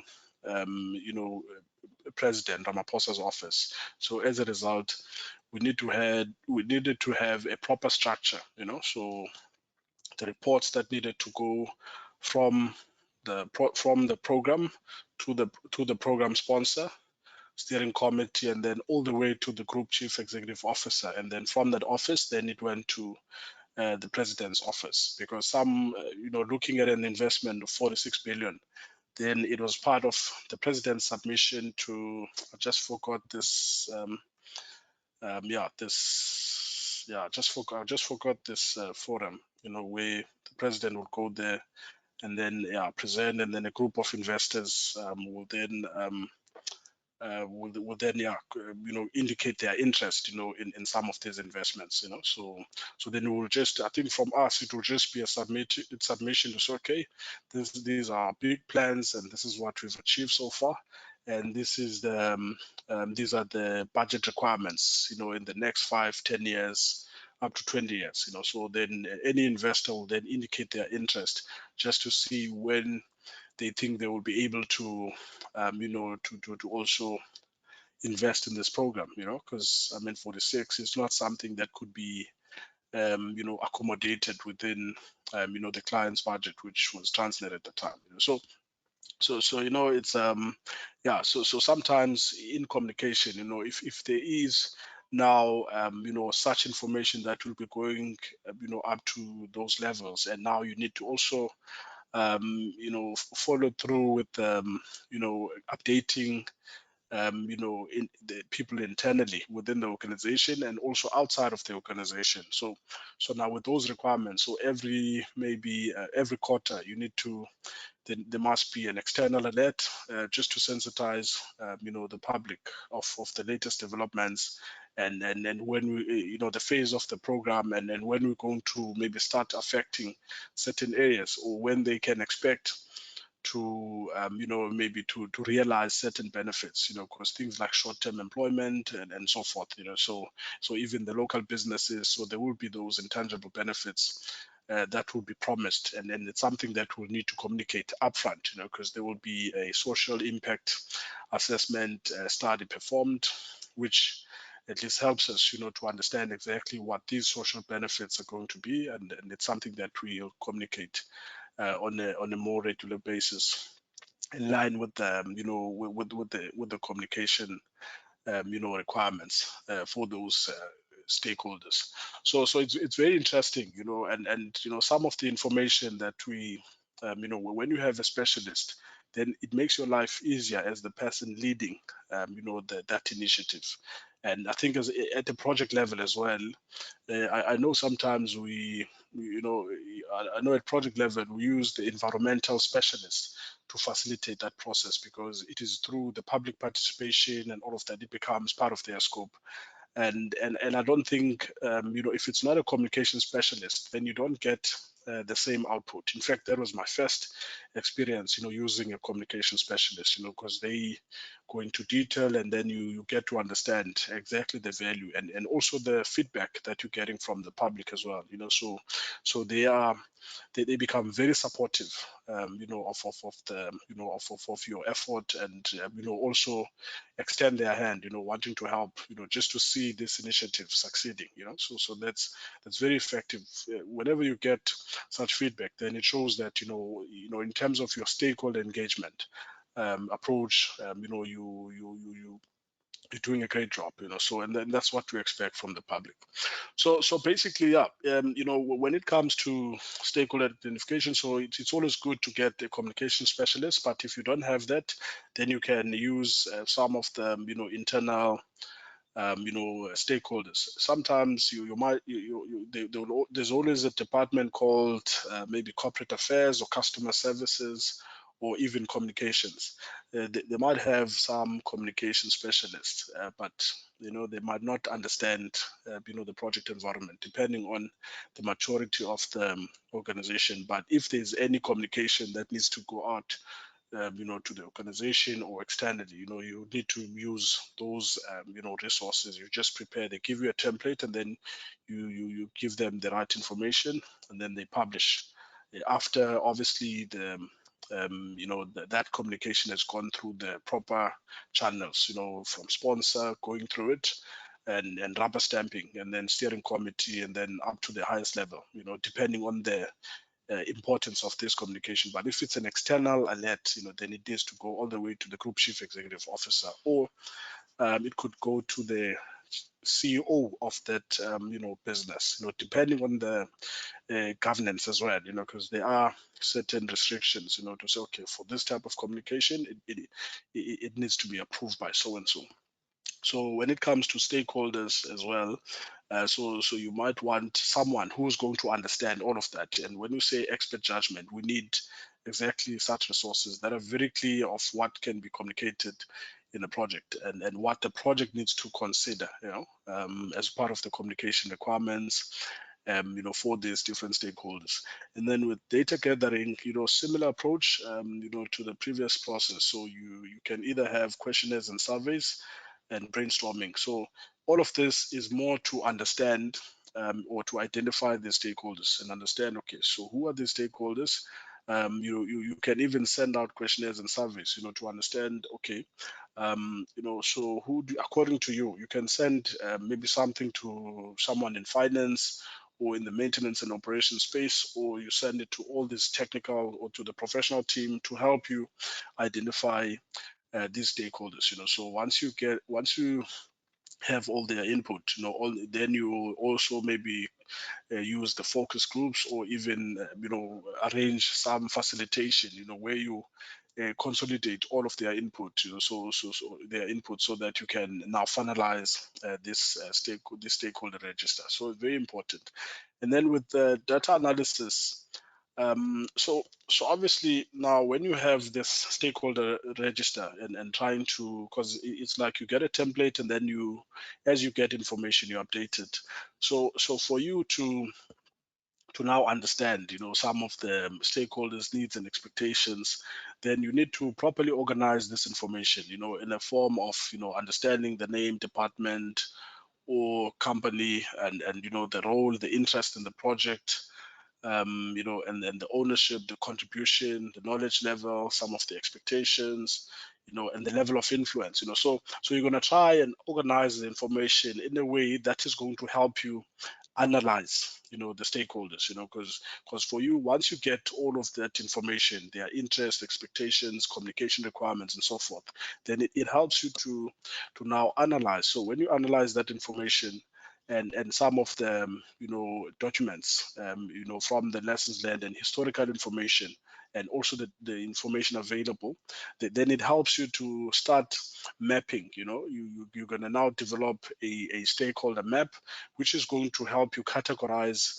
these stakeholders, of which there's many different ways of categorizing these stakeholders. So you can use like a stakeholder map, which is something that I think we might be very familiar with, but I think maybe let's jump straight to it, so that we can understand exactly how it works. So I'm sure we are familiar with these categorization techniques. So according to PMI, there's quite a number of them. So you can use, directions of influence, salience models, stakeholder tube, power grid, or just a standard prioritization. But what is more common, and what is important for the PMP exam, is for us to understand the power interest grid, or influence grid. So that's very important. So that's what I think it's mostly used, and in the PMP exam, that's exactly the focus. In fact, in the PMI exams, because at portfolio, program, and project level, that's the same expectation. So with this type of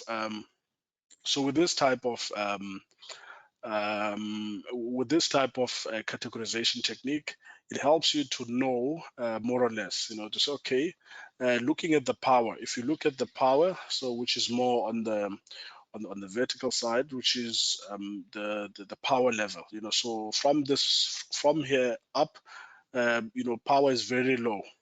For this stakeholder group, power is low here, but very high on the top, and then on the horizontal side, so the interest, we're looking at the interest level. So interest is very low, but as you go to the far right, then it becomes very high.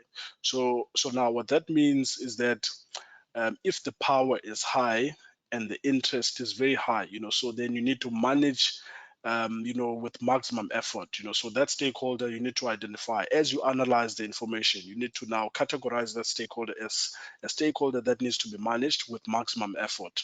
And then if the interest is low but the power is very high, then that means, the stakeholder needs to be monitored closely. So the stakeholder might be having very low interest, but in terms of power, the power is very high. So you need to monitor them very closely.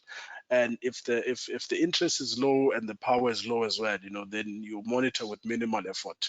But if the power is low, but the interest is very high, so you just need to keep them informed. And I think I think maybe we're going to discuss this. You will also appreciate that, you can't have maybe one stakeholder, just in one quadrant. Sometimes a stakeholder will start off at different stages of the project. They will start off as maybe, with a low power. Maybe you're still initiating, and you're talking about business forums. So you've identified them upfront that, okay, they are critical stakeholders, and you need to you need to identify them. You have analyzed them, and you understand that okay, during the initiation stage of the project, they just need to be kept informed, because or maybe they need to be monitored with minimal effort, because the power at that point in time, is very low, and the interest as well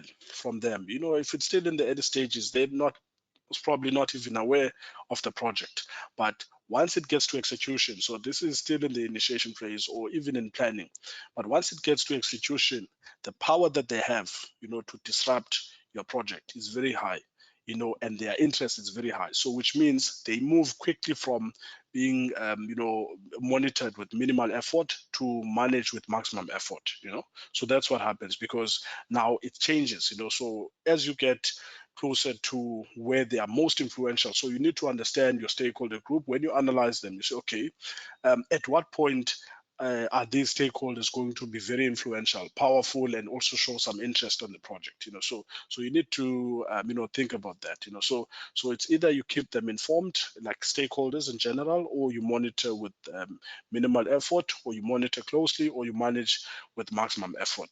So if we can maybe just do a bit of reflection, because for the PMP exam, this is very important. This speaks to how we understand people.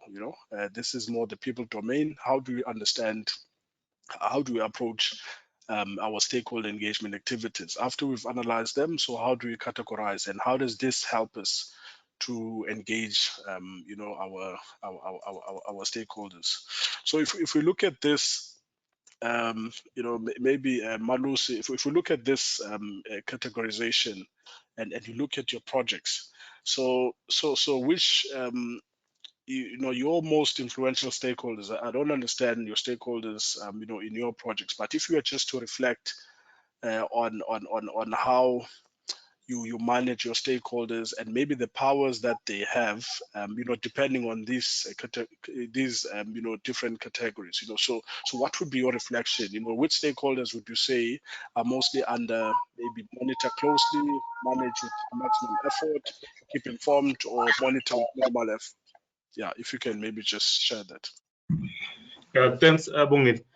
I think this is quite a tricky one, but from my organization, we've got a unit that is called Stakeholder Relations that deal with all our communication issues from inception to even during project.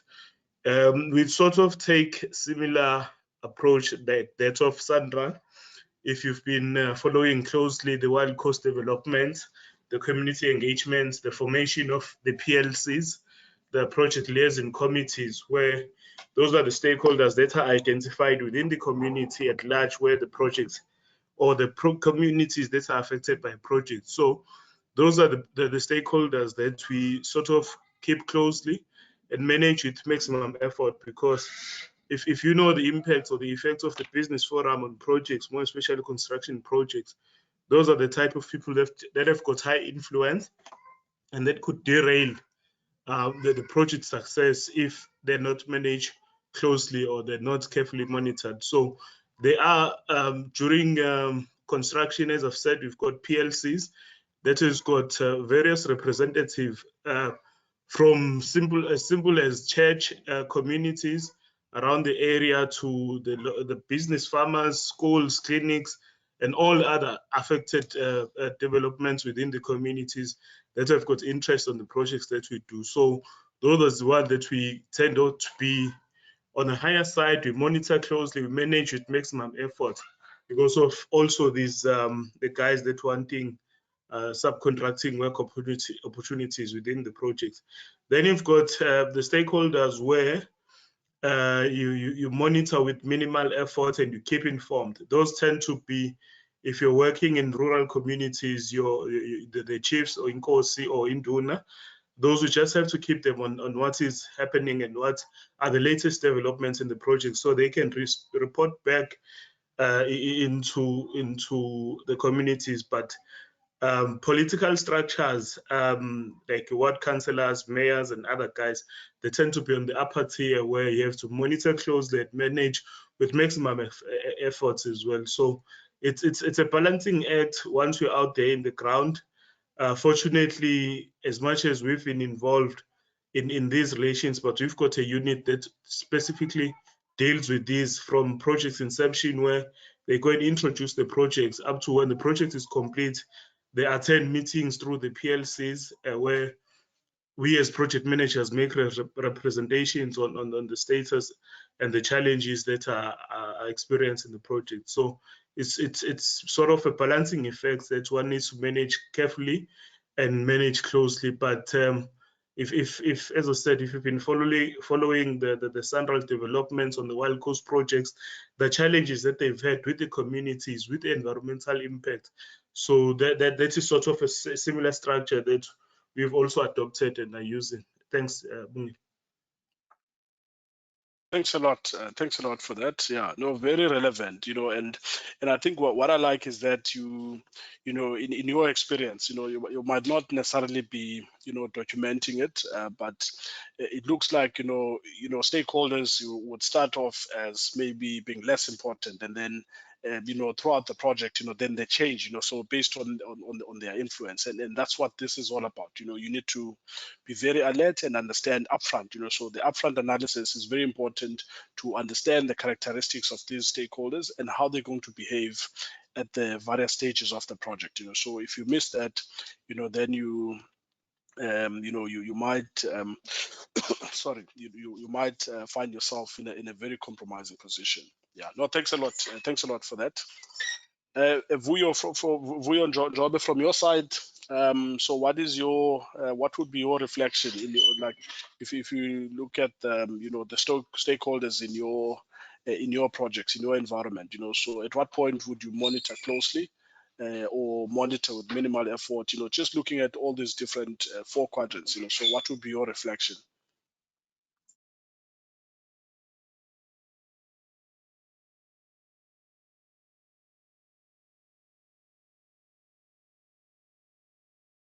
Okay, Vuyo seems to be having network issues there. Okay, Wilhelmina, from your side, in your space, what would be your reflection if you look at these different quadrants?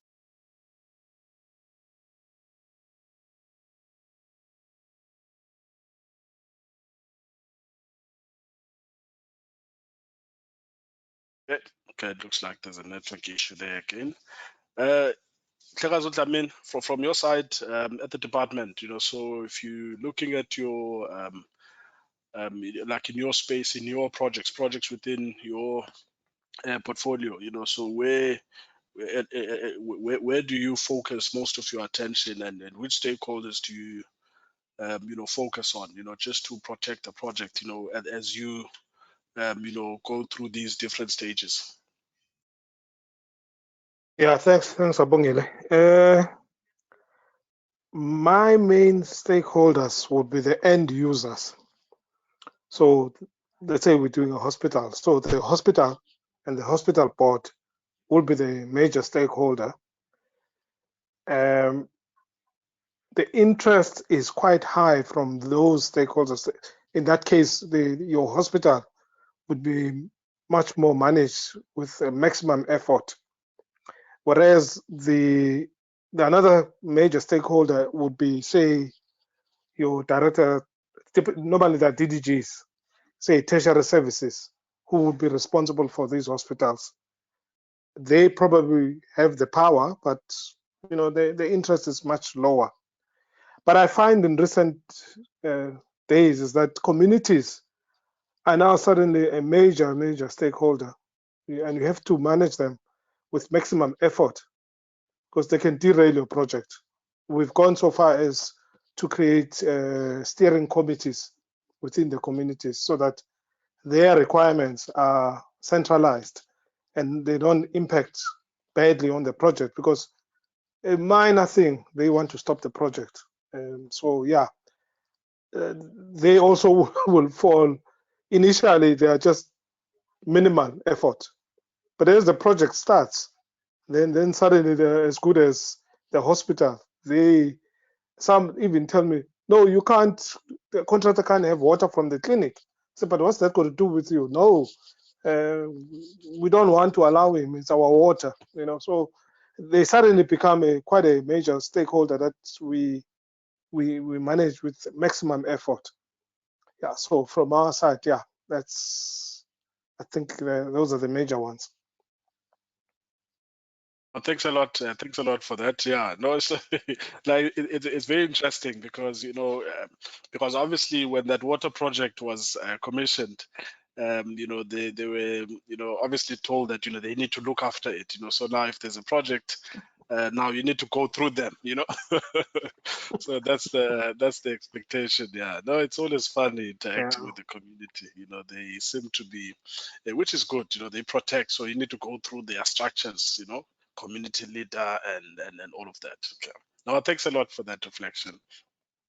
And Namhle, from your side, what would be your reflection if you look at your projects, the stakeholder composition and how they move from one quadrant to the other? So what's your overall reflection on this?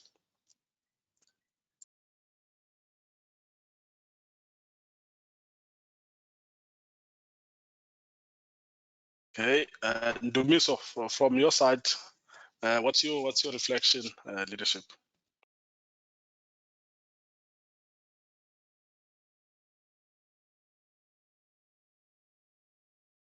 Okay.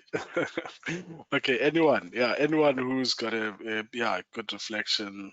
No, I don't have a mic. Okay. No, noted, and miss. Yeah, no, anyone, Lika, from your side, if you look at the Transnet environment, I think TFR, you have some unique projects there which might be very interesting, I think, involving the community as well. So what's your overall reflection of the stakeholder composition and how you categorize them? So who are your most influential stakeholders, and at what point of the project do they become more powerful, or show more power and maybe interest?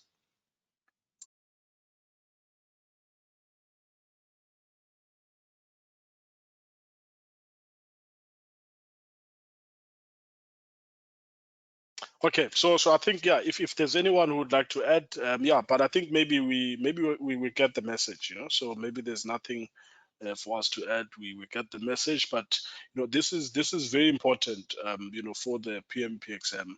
If you understand, just why you're doing this, why it's so important for you to categorize the stakeholders, according to these different groups, because you first, this tool and technique is very important, so the data analysis. So because you're going to have all of this information, you're going to gather the information, understand exactly the stakeholders that you need, that are important on the project based on their needs and expectations and how they're going to positively or negatively influence the project outcomes. So now you're going to capture all of that information and then analyze it, stakeholder analysis. So once you analyze that information, then you also use document analysis, which will help you. You're basically analyzing the project document from previous historical projects, from lessons learned, and then from the organizational process assets. So once you have that, then you use the data representation, which is stakeholder mapping. Which is what you use, which is the stakeholder map, and there's different stakeholder categorization techniques, but the most important one for exam purposes, that is the power and interest grid, so which is very important. You map it in a way that categorizes them using these various criteria, which is in this case you classify them according to this process. And then there's also another one where you would classify them according to whether they are positive or negative stakeholders. So that's also important. But I think for the PMP exam, this is what is most important. So it's very important to understand how this is developed. And then how it's gonna help you effectively manage and understand your stakeholders. So from an early stage of the project while you're still initiating. And then coming to the outputs. So the key outputs of this process, that's the stakeholder register, so all the others as indicated, so we're not gonna maybe focus on them for now because they only become relevant once all of these things are in place, so when you are in execution, then only then you're gonna start wanting to to initiate the change request and, project management plan updates and project document updates. But for now, our focus is more on the stakeholder register, of which, if you look at the contents of the stakeholder register, it will contain critical information on you identifying the stakeholders, so which will be the name of the stakeholder, the organization and position, their location, contact details, role on the project, so that needs to be clear as well. And the assessment information, is very important. So you will need to understand some of their major requirements, expectations, potential for influencing the project outcomes, and the phase of the project life cycle where the stakeholder has the most influence or impact, very important. You need to understand community at the early stages, so they might not be important, so because they don't influence, the maybe so much the requirements. But as you now go through the EIA process, you need to engage them, you need to make them aware, and you need to make sure that at least they understand what you're going to do and they support it, before you can go ahead, with the full development, so you need to engage them, so they need to fully support, more especially if you be operating within their space, because they can stop your project, and in cases where maybe maybe the land where you're developing, it's already approved land and it's within your space still, so there will be some there will be some dependencies, some interdependencies with some of their services, as indicated by Mhlekazi Dlamini around needing water or, during construction. So now you need to engage them upfront and understand exactly. So as part of that assessment, it's so important to understand where they are going to be, when they're going to have the most influence. And then there's also the classification, so with the stakeholder classification, that's exactly what we've just covered, so where we understand whether we're going to classify stakeholders according to their internal, external, or influence, the power and interest grid, or whether upward or downward, so depending on the chosen classification, of which for the PMP exam, the most important one, so that's the power and interest grid, and that's what we need to be focusing our attention on, so then when we get to execution, then, we'll then focus on these other updates, because of what you would have done in updating the, the stakeholder register as you maintain it, so there might be new requirements which then necessitate some changes in the, in some of the approved project management plan components, so, and also some project documents might be affected as a result, so then you will need to update those documents. But for now, this is not our focus. We are developing this document.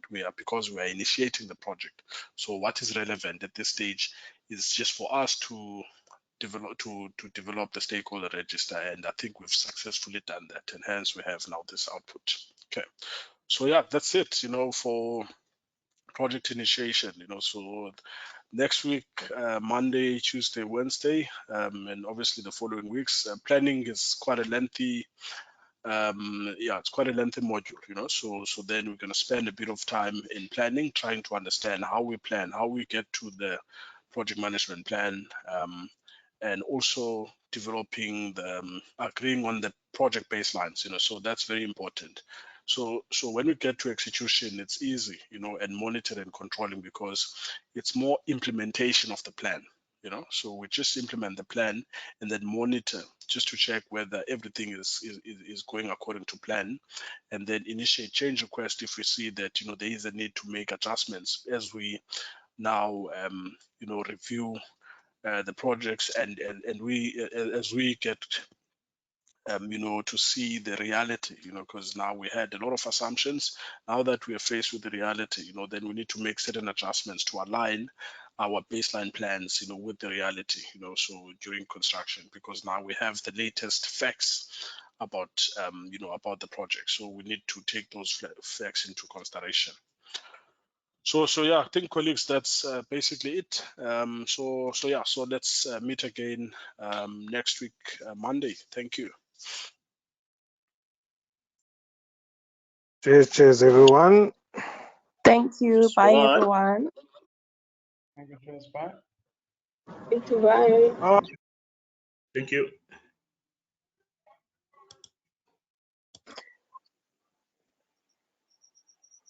Cheers, everyone.